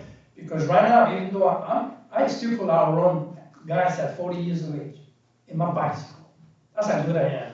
And I will not push that. I'd rather grab a young boy, a young girl, say, man, you know, this is how government structure works. Please enjoy it and make it interesting sport. to use their mind, because believe it or not, you saw what this, I call it fake pandemic. What happened to their salaries? What happened? You can't afford to pay athletes for the rest of your life, $10 million, $20 million. That's all going down. Trust me, this is the maneuvering that was happening to do away with all that, because there's not enough money. The money's gone. Fake money is here. And you need to know the draw the big picture. Educate yourself. Use your brain. Come on, guys, wake up to the reality, what's happening to our nation. Wake up. I don't want to see a young man tell me this is how I'm going to fight. That's what I'm doing now, because I didn't know. I was an athlete. Oh, yeah. It showed me how to be competitive, how to be better than him. Selfishness. That's what it teaches. Thank you. This next question is to you first, Mr. Edison. Crime rates are a factor that folks who are moving into a community or considering a place to live consider. So that's for new residents or industries or businesses. Putnam County's rate has been decreasing. What would you do to ensure that that trend continues, and how could you reduce it even further? Open door revolving between the community and the sheriff's department, which they're the law enforcer. Again, through civic groups, sitting down and motivating them. We could sit here and talk. We do this, here. It ain't happening. The numbers might buy down, but it goes like this here. You might be able to have a chance to run out of brag. But let's say in my case, maybe you get better, you get worse. We don't know. I'm not in there. But if you get involved in the community, the civic leaders, and sit down, hey, listen, let's give these programs. Sports is good. Don't get me wrong. That's something to bring them out. But that's not the answer. I think having to trust on the community says, you know what, our leaders are going to help us truthfully, not discriminate because, oh, he's not one of the good old boys, or because he's an outsider, or because he's a Mason, or because he's not a part of the Moose Lodge. That shouldn't be. If you're part of the community environment. I was raised that way, with people from a different culture, very powerful. Never once treated me with disrespect. This is what I'll say. Tell us what you need to help us look better. That's the upbringing I got. Not, oh, you can't do this, you can do that. Do that to the community. Let's see what we could do to these young people who's got an idea or ideology, and let's help them with that. And the sheriff actually could do that. Thank you. So, same question, Mr. Delush, about crime rates and their impact on the community and how we can improve them more. I agree with you, Michael. By my estimation, there are a number of metrics that people look at before they consider relocating to a community, not unlike Putnam. One of those is certainly the graduation rate, and we've seen some tremendous improvements with that. I think one of the other most important metrics that someone looks at whenever they're looking to relocate to another area that they call home is the crime rate. And again, I'm pleased to tell you that over the last 3.5 years, we have seen over a 37% reduction in crime here locally within Putnam County. I'm pleased to tell everyone, and I say this humbly, but I'm also very proud of the fact that because of the dedicated work of my team, that we continue to see those numbers go down. And notwithstanding that, our crime rate is actually below the state average in the state of Florida. That's something that I'm very proud of. And I'm very proud of the hard work and dedication that my team has gone to great lengths to ensure that we continue to see that reduction. Just recently, within the last 1.5 years or so, we introduced a new crime control strategy, and it's a stratified model of policing, which assigns responsibility based on the level of the problem, and as the problem becomes more pervasive, it elevates up the chain of command, and it's really paid us some huge dividends, and has led us down the path where we have seen the significant reductions that we have. We plan to continue that model, but we're again constantly evaluating it to see where we need to make changes and tweaks to ensure that we're as successful as we can possibly be. Thank you. Mr. DeLoach, this next question goes to you first. If you are the winner on November 3, what will be your top priority as sheriff of Putnam County for the next 4 years? Certainly, one of my top priorities is focusing again on employee retention, because much progress as we've made, we're certainly not where we want to be. We continue to fight that fight where we are sometimes outcompeted by agencies and larger counties that have the ability to pay more because of their tax base. So we've learned to do more with less and offer our employees some creative benefits that maybe they won't find at other agencies. Secondly, there is a laser focus nationwide on mental health. I'm pleased to tell you that we're already in the middle of training 100% of our staff, all of our law enforcement and corrections deputies in de-escalation techniques and dealing with mentally ill personnel, because as more mandates are put on law enforcement to not only enforce the law but also to act as social workers, we've managed to adapt to those changes and again continue to evaluate and make changes as we see fit. Certainly we're cognizant of the fact that not everything we try is going to work, but if we don't try it, we don't know. So I'm all about it, an advocate of trying new innovative approaches, and we'll continue with that mindset in the future. Thank you. Mr. Edison, if elected, what will be your top priority? There's actually three. Number one, to establish a civilian review board in the Sheriff's Department. Number two, have cameras on each officer. And number three, evidently, he must have read my platform because I've been discussing about mental issues, how to deal with cases. Years ago, I was a messenger boy in New York City when perhaps all of you have seen the movie Dog Day Afternoon, which is Al Pacino. There was a crisis of bank robbery. I came over from Manhattan right to the Brooklyn. It was only like a 3-minute. And the man was waving his gun and threatening. Make a long story, there was a negotiator there and diffused the whole situation, communication, and they was able to move the thing out of the crisis into a situation where eventually one of them got killed.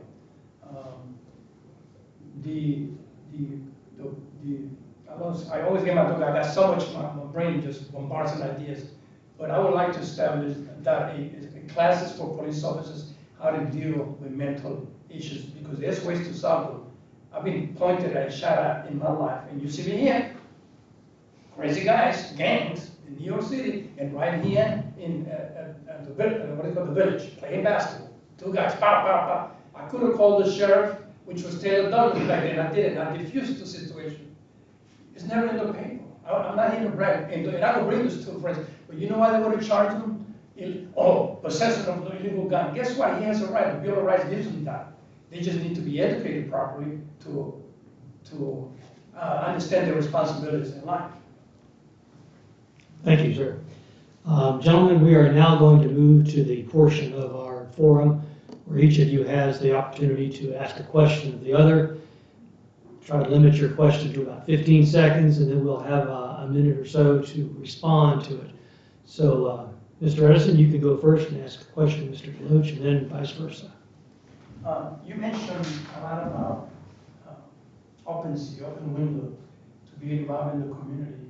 When you first got elected, about a month later, I ran into a situation that I really wanted to help. No, I even went to the Putnam, the board where the kid was. Sorry. Okay. Can I ask a question? Go ahead and get to the point. My question is, why you didn't return my call when I called you? And you're a public servant, you're supposed to do that. Why you didn't? Well, frankly, I never recall receiving that call.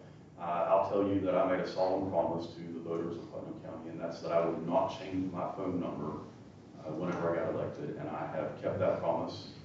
Continually on a daily basis, I get phone calls from citizens, and I'll readily admit there are some that likely fall through the cracks. But I use Hurricane Matthew as an example. The day the hurricane hit, I actually made or received 167 phone calls prior to that storm, and its impending strike on the coast, which ultimately had a significant impact on us. So I do make a concerted effort to return everyone's phone calls, to remain available, and to communicate effectively as best we can with our 75,000 residents. Thank you. Your opportunity to ask a question, Mr. Edison. Thank you. Mr. Edison, I want to go back to something that we talked about earlier, a question that Mr. Leonard asked about qualifications. So my question to you is specifically what credentials or qualifications you possess that are directly related to the administration of the office of sheriff. Okay, first of all, the Bill of Rights gives me that qualification, okay? The pursuit of happiness of what somebody wants to do.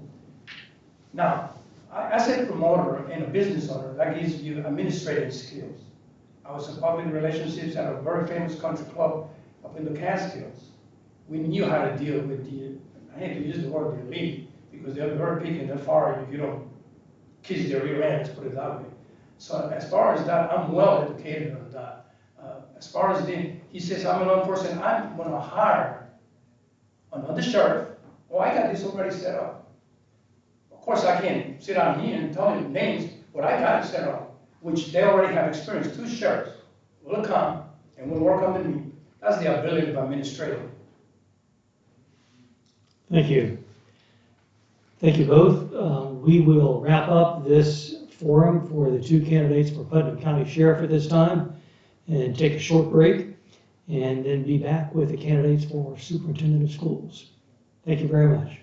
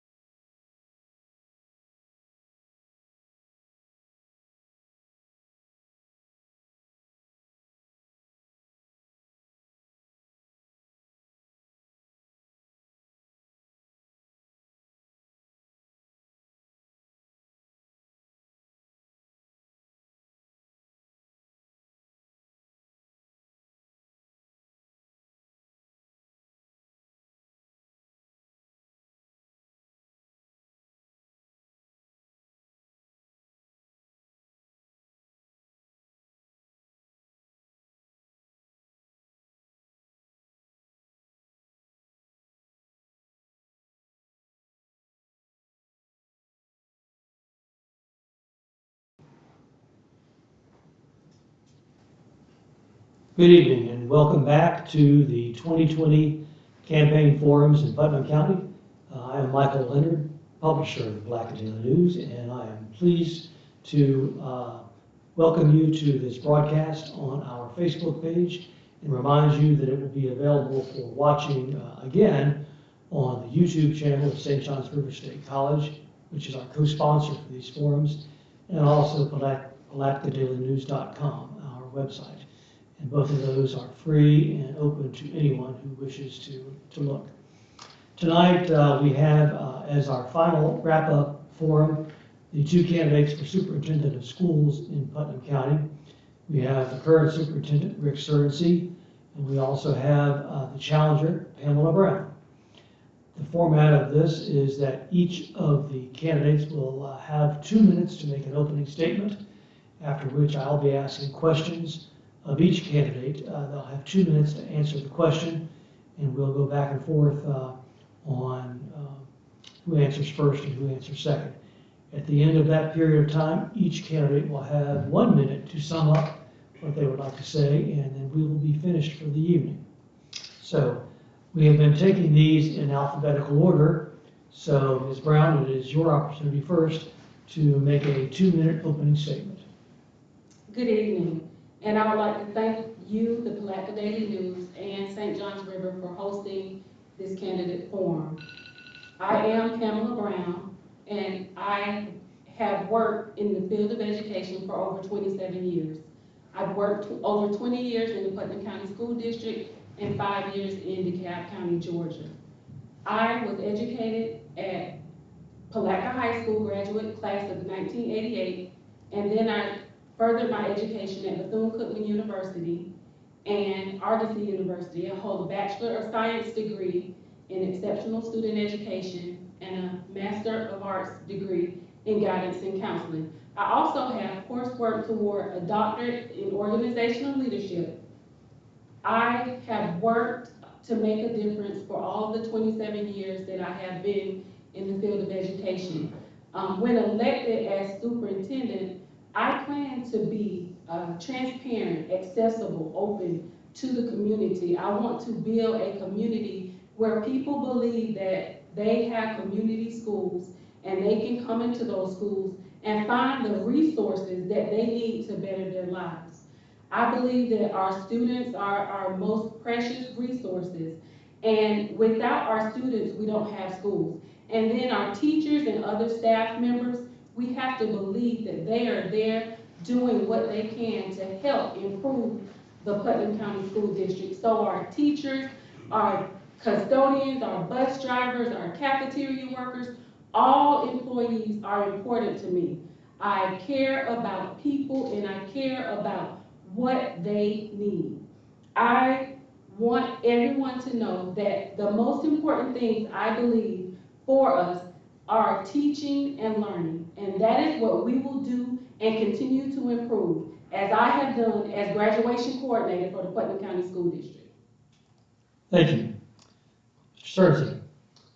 Mr. Leonard, thank you again for sponsoring this. It's a great service for our community, and I want to thank the St. John's River State College for providing this space for us to have this. But I'm Rick Searcy, the current superintendent. I actually retired in 2016 after 38 years in the educational business, and 22 of those years at that time was in school leadership. Earned a doctorate degree in educational leadership, and I've actually taught at the college level. But you know, the main reason I got back into education after retirement was I saw a real need in Putnam County.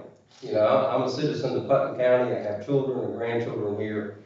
I've heard so many people look down on Putnam County to say we're the last in everything. And we're number 66 or 67 out of all the school districts in education. And that really bothered me because I want our school district to be the best it can be, because I have a vested interest in our kids getting a quality education. So in 2016, I put together a team and we set some goals, and we made some real tough decisions. But over the last 4 years, we've made some real changes that I'm very proud of. You know, we've increased our graduation rate from 54.9 to a projected 90% this year. We've taken out of the 18 schools, we had 11 schools on the state's turnaround list, and as of this year, we have 0. So our schools are achieving. We've moved up in rank in the district school grades. We have made our schools safer than they've ever been before, especially after 2018. The sheriff and I worked together, and our kids are safe. And I've taken care, or we have worked together to really take care of our employees. For the first time in 12 years, we've given our employees a 3% across the board raise, and they need that. We appreciate them, and that's going to help our local economy as well. Thank you. Thank you. Going in alphabetical order again, then we'll start with you, Ms. Brown, with this first question. Are you satisfied with how the Putnam County School District has managed the COVID-19 pandemic? What would you have done differently? What would you do differently going from this point, particularly given the mandate from the state that school had to resume in August, brick and mortar? That's a great question. I believe that this is an unprecedented time of COVID-19 and this pandemic. I probably would have done things a little differently. I probably would have petitioned to open schools later. I would have worked with those teachers and staff members to find out more about what they thought that we should do prior to making a decision. Although there were committees formed, after having spoken with a number of teachers during this time, they felt like they were left out, and they felt like they didn't have an opportunity to share. So I would have listened more. I'll be that person who listens to them. And then what I would do differently now is I would find a way to reach out to those students who are having challenges. I've heard from people who are now having the challenge of paying $75 for broken Chromebooks when some people aren't even employed at this time. And so they're having that issue during COVID because they want their kids to remain on digital learning, but if their Chromebook isn't working and they don't have access to technology, that's a problem for them. So I would just reach out to those people, provide resources, and continue to do some of the things that the district is already doing to help these parents and students during this most difficult time. Thank you. Dr. Searcy, to rephrase the question for you, are you satisfied with how the district has managed COVID-19 so far? What would you do differently looking back now, particularly given the mandate that the governor gave to superintendents to resume school in the classrooms in August? Thank you, Michael. This is truly a challenge, something that none of us have ever been trained in. It's kind of like I told principals, it's like bleeding in the grave. There's no black and white model of how to manage this. But I'm very proud of our district. I'm proud of our teachers, our students, our parents. Everybody responded back in the spring gallantly. I mean, we were able to feed kids, put Chromebooks in their hands, and put together an instructional program, I think, overnight. And I'm very, very proud of that. But I know going into the fall, for this fall, we had to make some tough decisions. And I formed a task force, a community-based task force that actually was representing parents, businessmen, and teachers. We had the union president there. And I wanted them to come back, look at the data, and come back and give me a recommendation. And at that time, they gave a recommendation to return to full-time face-to-face, but give parents an option. It's important that we give people an option if they have concerns about returning to school. So they recommended that, and right after that recommendation, the governor came out with his order about returning to school and having the option. So we followed the governor's guideline, and again, our teachers are doing a gallant effort to make it work. It's very difficult, especially teaching online, not having those kids there, but we're making it work. And we're going to continue to provide choices for parents, but we are going to continue to encourage parents to let their kids return to school when it's appropriate. Because the best way they can get an education is face-to-face with the teacher. But we do want them to have that option to have a quality education online. And of course, we do offer a third option as well, which is a district virtual. So to answer your question, I'm very satisfied with the way it's gone. There's a lot of variables, and we're managing that. Number one thing is to keep our kids and our staff safe and provide a quality education. Thank you. This next question is to you first. As a corollary to that, are you concerned as the superintendent about the quality of education students are receiving during this time? Do you see this, when we get to the other side, being a situation where more students than ever before choose to learn virtually? Yeah, I have to admit, I am concerned. I mean, our students were out of school for 8 months, and basically had that summer slide and the COVID slide. So again, there was a gap there that we had to fill. And again, I think that nothing replaces a student being in front of the teacher. I mean, we can do anything we want to, but nothing faces that person-to-person contact. But again, we talked to other districts. We've done a lot of research. Our instructional team, our teaching and learning department is second to none. We've helped put together lessons on our learning platform, which is Canvas.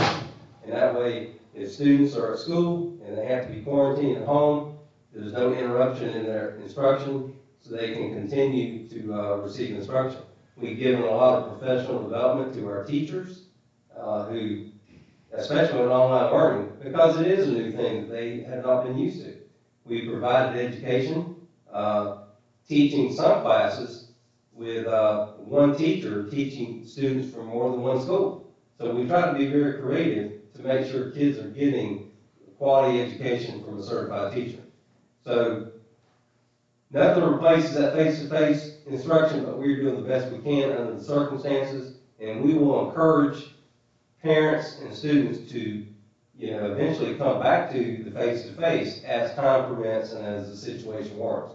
But again, we're going to do the best we can using the 3 options that we provide our parents. Thank you. Ms. Brown, same question to you. Do you have concerns about the quality of education Putnam County students are receiving now in the midst of this pandemic? And do you think that when we get to the other side of this, that there will be a shift and the old days where everyone went to school will be a thing of the past? Yes, I am concerned about the quality of education because it is different. It's different for our students. And I do agree that face-to-face learning is probably the best. But I will say that COVID-19 has allowed us to be innovative and creative in the ways that we educate our students. And I would say as superintendent, I would come up with something that's flexible, some type of flexible education option for those students that digital learning works for. We see that some students do well with digital learning and some do not. So I am interested in researching and looking into some type of flexible learning, because what we don't want to do is lose students, because as superintendent, you're promoting public education.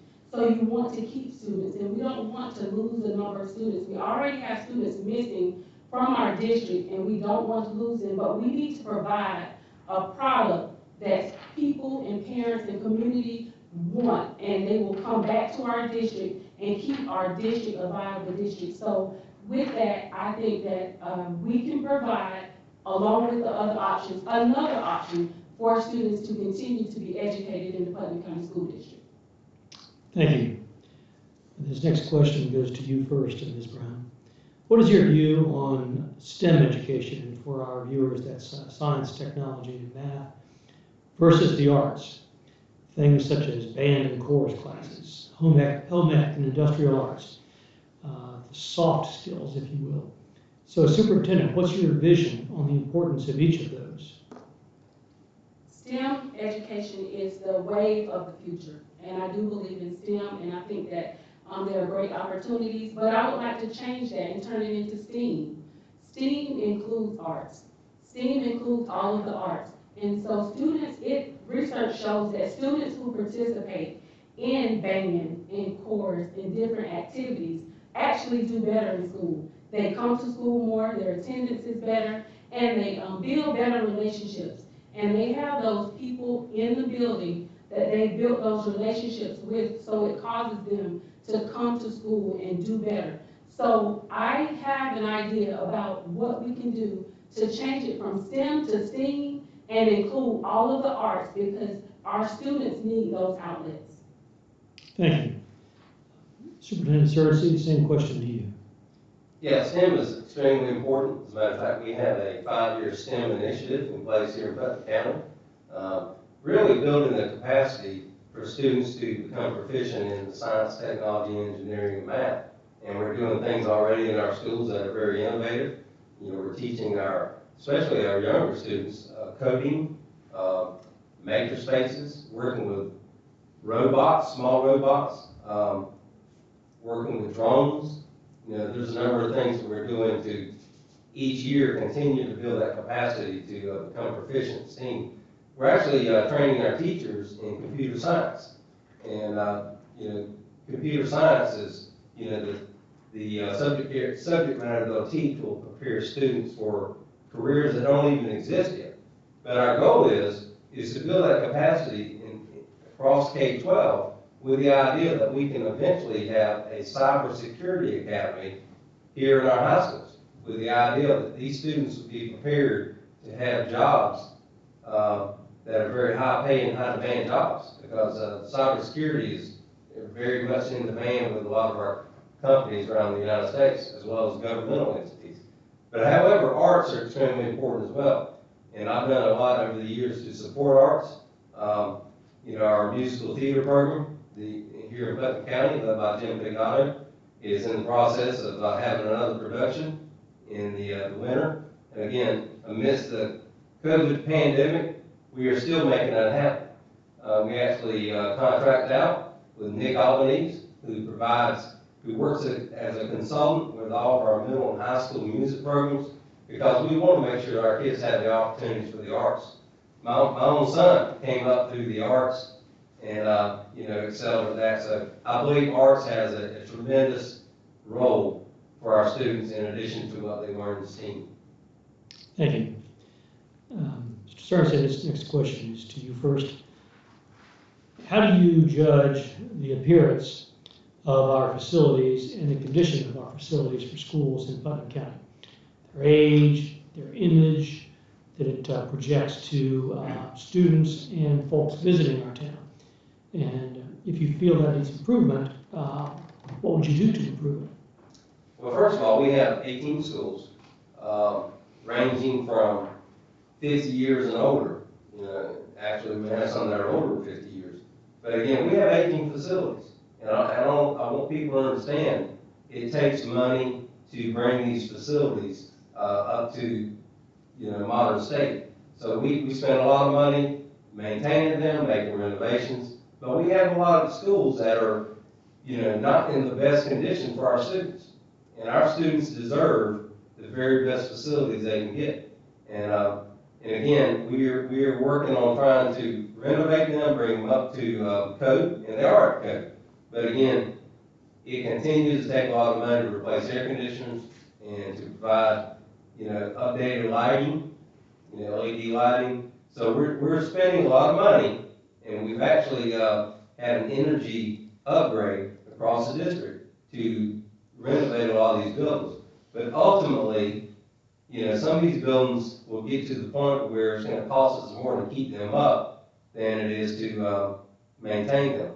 And we do intend in the very near future to submit to the state an application for new facilities. You know, the state will fund new facilities, new school facilities with small districts like us. So again, it's our intention to replace some of these aging facilities and provide state-of-the-art facilities for our students, which they most deserve. Thank you. Ms. Brown, same question to you. Your assessment of the facilities in schools in Putnam County, their appearance, their image that it creates, and what would you do to try to improve that? Yes, I am concerned about some of the appearances of some of our facilities. We know we have like newer schools like QR Roberts, and that is a great facility, and people love going to that facility. It's such a nice facility, And I would like to see facilities exactly like that all over our district.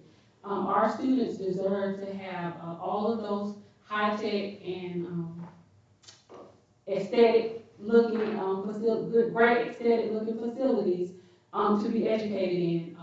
As the superintendent was just saying, I hope that we can, in the near future, have newer schools built around our district. I know I graduated from Palatka High School, and I know that school was opened in around 78 or somewhere around there. And so there are a lot of upgrades that are needed at Palatka High alone. So as I go around the district working in the different schools, you see a lot of differences. And so our students should, and teachers, should have similar facilities and outlays for their classrooms, because one school shouldn't have a better setup than another school. Thank you. This next question goes to you first, Ms. Brown. There have been a few incidents in the past year where students have been found to have brought a gun to school. What can we do better to ensure student safety? I believe that students, we have to talk to our students. After working as a guidance counselor and understanding the dynamics of how our students are being raised and the freedoms that they have at such young ages, and the opportunities to have access to weapons and things like that, I think if we spend more time talking with our students and providing them with the education and the resources that they need to not get into the trouble that those kind of things can cause, then that we'll have a better opportunity to keep them from bringing weapons to school or causing any other type of problems in our schools. Our students are being led away by people in our community, and I think mentoring works.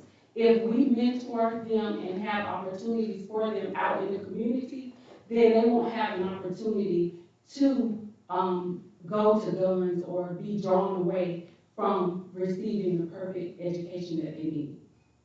Thank you. Dr. Searcy, same question to you. How can we ensure even better student safety in our schools? Yeah, it all boils down to, bringing a gun to school or doing some kind of egregious act is really a symptom of a larger problem. And that is, the social emotional aspect of our students. And our district has recently organized a program where we address a lot of the social emotional needs of our students, especially during this time of COVID crisis. There are so many things that happen or that go on in students' lives outside of school. And a lot of times they don't have the means to address it or to deal with it. They don't have the means to reason a way out of that or find resources for assistance. So, we take very serious the idea of trying to teach students how to problem solve and how to, resolve issues. If they had a problem at home, where do they go to get help?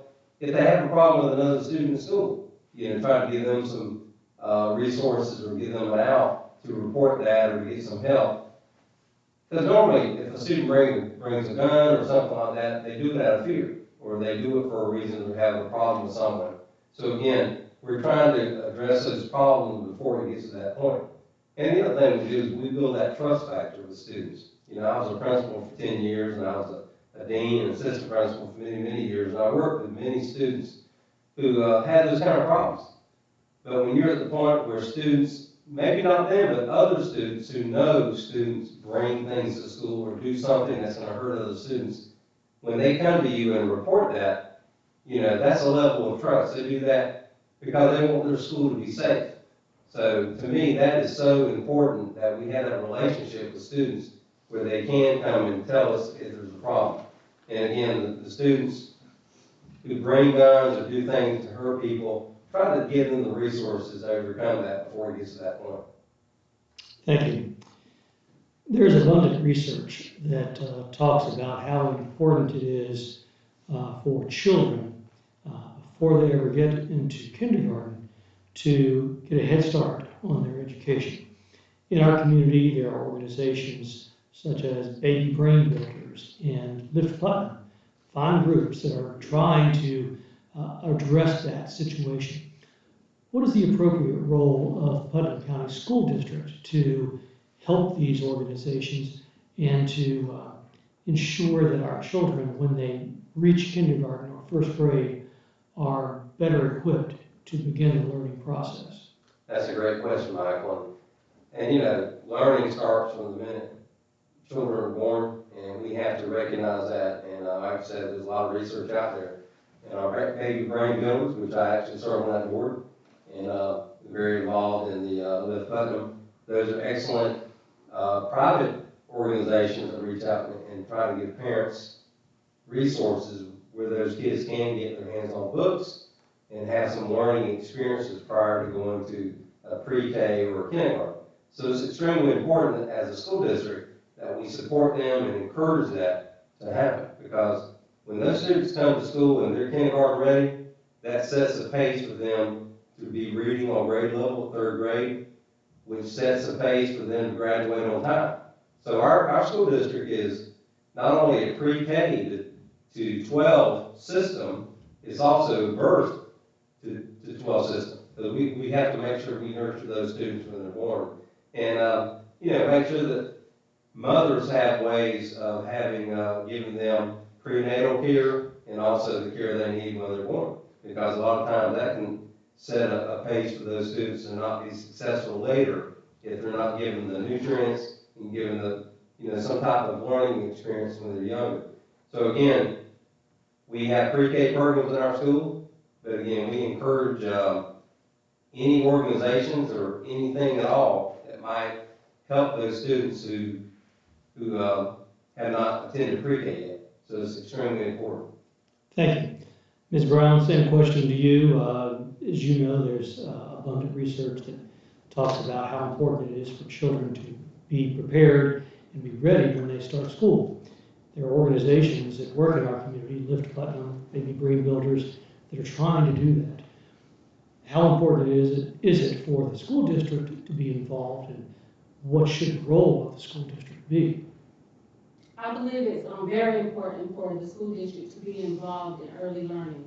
I think that the school district can help those organizations by promoting pre-K learning.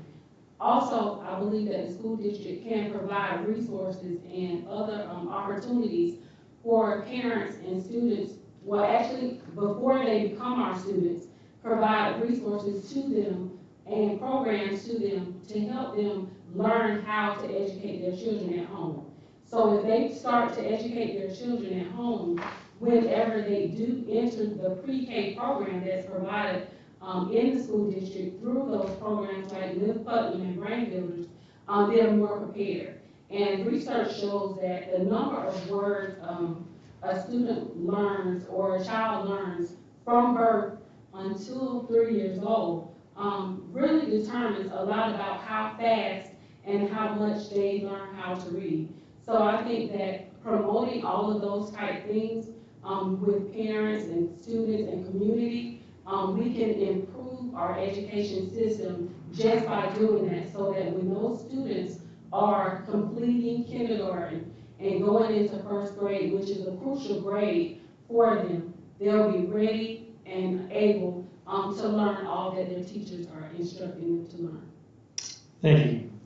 Going to the other end of the public school continuum, Ms. Brown, this question for you first. Jobs for Florida graduates, partnerships with industry and other programs that help students prepare for their careers. So what would you do to ensure students are prepared for the workplace when they graduate? And then how can we keep those well-educated, top talent students here in Putnam County? That is a wonderful question. I work directly with the Jobs for Florida's Graduates Program. I'm the site supervisor.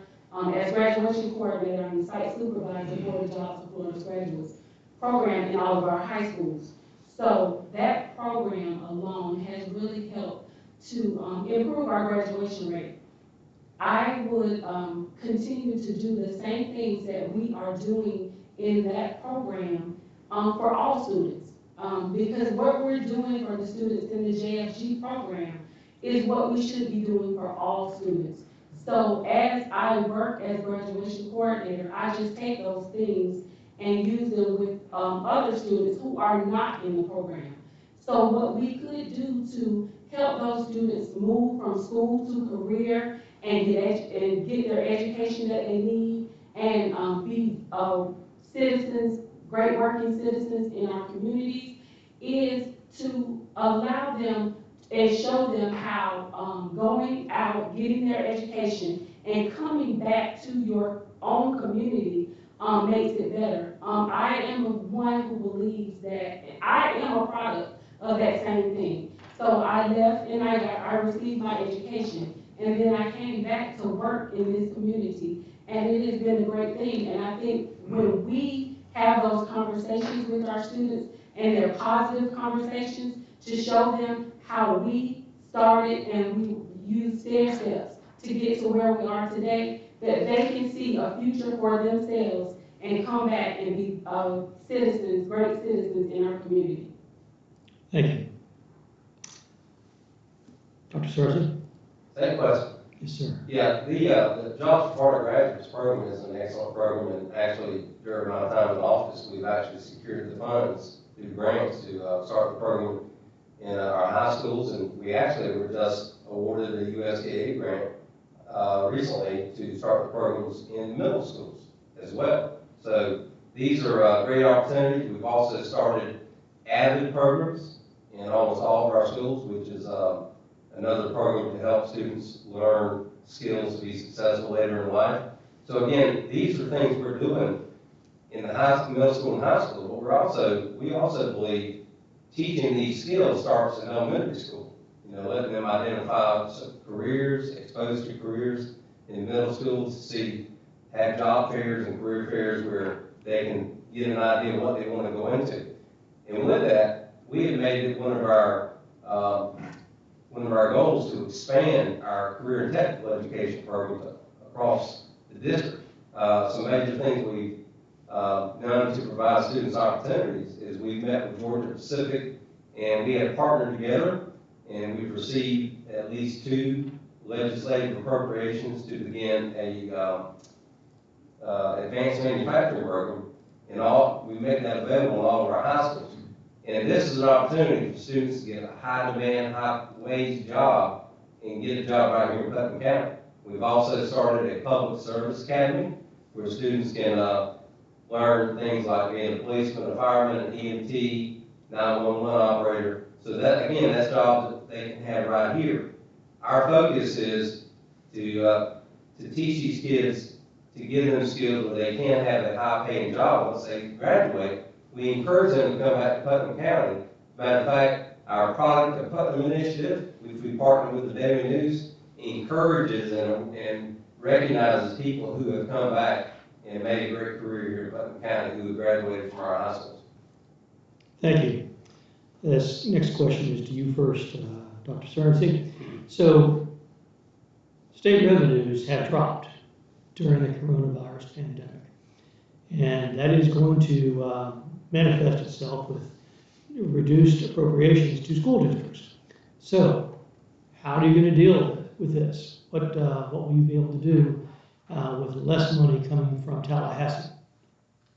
I kind of figured you'd ask that question, that is a very good question, very pertinent to what's going on now. I was actually on a Zoom call today with the Commissioner of Education and the Chancellor of Education, and we discussed that.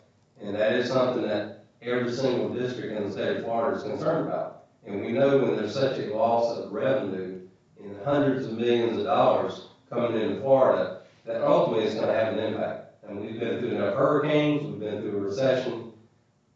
You know, we know what's going to happen. It's just a matter of when. So we are starting to bolster ourselves, trying to make some decisions now. Again, we can't control what the state does, but we have written a letter, and I've signed a letter as chairman of the board of the NEFAC school districts to request from the governor to hold us harmless or to continue funding for this year. You know, at least get us through this year, and I believe the state is going to do that. The state has some reserves, they have some CARES money left over, they have some money that they've saved from unpaid Medicare. So I believe the state's gonna get us through this year as far as, you know, full funding. Now, there's some other issues that we're concerned about, and that is students who have not returned to school that we may not be funded for, and that's another issue too that we're having to deal with. But at some point in time, there's gonna be a day of reckoning where the state is gonna, you know, not be able to fund us at the rate they're doing now. So what we can do as a school district is be wise, be good stewards of our resources to make sure that we position ourselves in whatever that looks like for any upcoming financial storm. I'm not doing my job as a superintendent if I don't start making those decisions now. So as time goes by, you will see things happen that will, you know, help us to weather that storm whenever it does happen. Thank you. Ms. Brown, same question to you. How would you deal in the future with what is certain to be a drop in funding from the state? Well, coming in as the new superintendent, I would definitely want to make sure that our budgets are where they need to be. And once those budgets and our reserve is taken care of, then looking to other ways to fund programs in our schools. I am hoping that when the census numbers are completed, that money will be funneled down to our district to eliminate some of those things that are going to come up because of the pandemic, because of the loss of revenue in tourism in Florida and those type things. So that I would hope that Putnam County would benefit from money from the census and things like that, so that we can keep our school district going. And then I would definitely rely on the assistant superintendent of business and finance and the director of finance to keep our district going budget-wise, because they are the brains behind our finances. And so as a new superintendent, I would depend on them to help get through that. But also, I'm not against even taking a pay cut as superintendent to make sure that the funds are there to do what we need to do for all of our teachers, students, and staff in the school district. Thank you. This next question to you, Ms. Brown, first. Do you favor going with a set day of the week schedule for high school graduations for the 4 high schools here in Putnam County, that the comprehensive schools, or should it be rotated so that each school gets its turn for a Friday night graduation ceremony?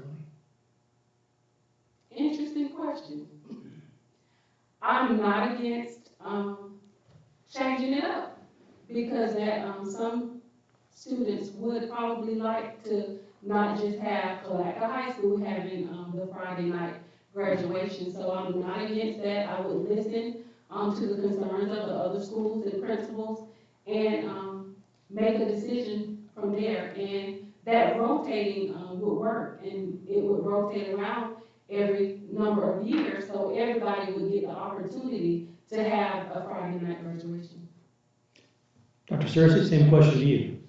We work very closely with the high school principals. As a matter of fact, this past year was a unique situation where there was many districts around the state that was doing a virtual graduation, and we heard pretty quick that our students, our graduates, were not in favor of that. But again, we had to look at what was safe, and I really pride our high school principals getting together and actually making some recommendations on what graduation should look like. And of course, we did a version of a traditional graduation. We could not have the number of people that we normally have. So my point is, I listen to our high school principals, and I'm also a big traditionalist, and I think they have a tradition of having graduation on certain nights of the week, and I respect that. I have not heard anything to the contrary. And again, if we get a large outcry of, changing dates, then we'll entertain that. But as it stands, we have traditionally had graduation on certain nights of the week based on, that school's tradition, and I respect that. And it has not been an issue with me. But again, our high school principals have done a great job. I can't tell you how proud I am of all the schools for putting on a fabulous graduation ceremony at each school. And what was bad is at the time I was COVID positive and I could not even attend the graduation, but I watched them online, and they did a great job. So anyway, we're going to listen, and if people have an outcry to make a change, then we're always listening and going from there. Dr. Searcy, why should the voters of Putnam County give you another 4 years? Well, for one thing, we've made some improvements. We've made some significant improvements. And again, my goal for the next 4 years is we need to sustain those improvements. I mean, I think there's a lot of people that do things, make, minor improvements or changes, and change is good.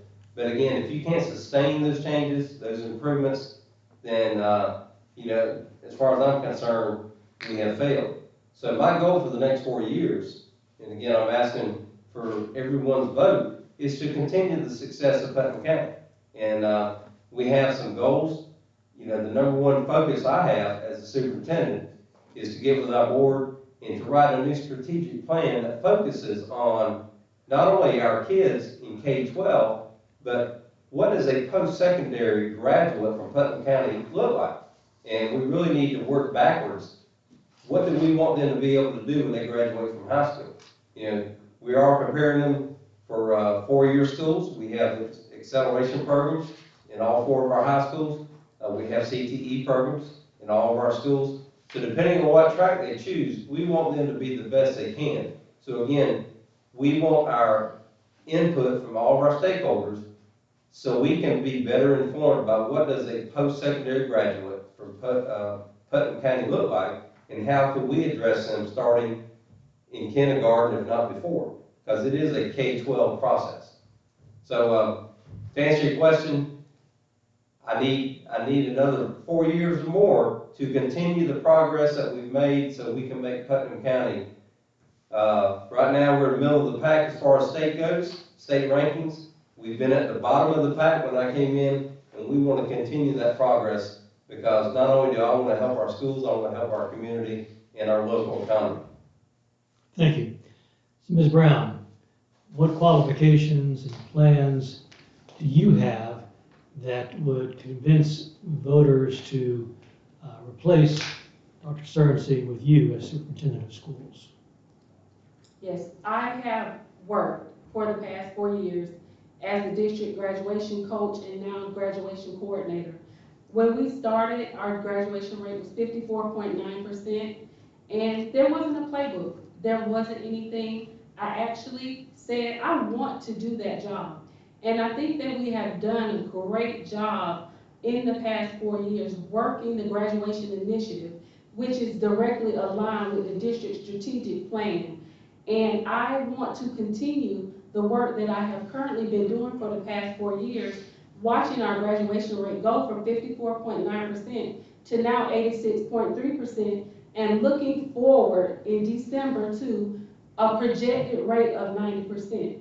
So having worked and done all those things, I've worked in many different positions as a teacher, guidance counselor, dean, assistant principal, school improvement specialist, graduation coach, and now coordinator.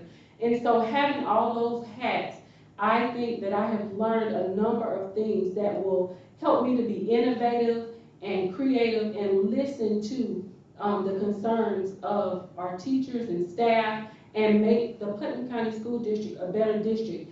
I have worked with a number of organizations in the community who are willing to come in and help our district and help our students and provide those skills that our students need to either go straight into the workforce and be great citizens, or to go to college.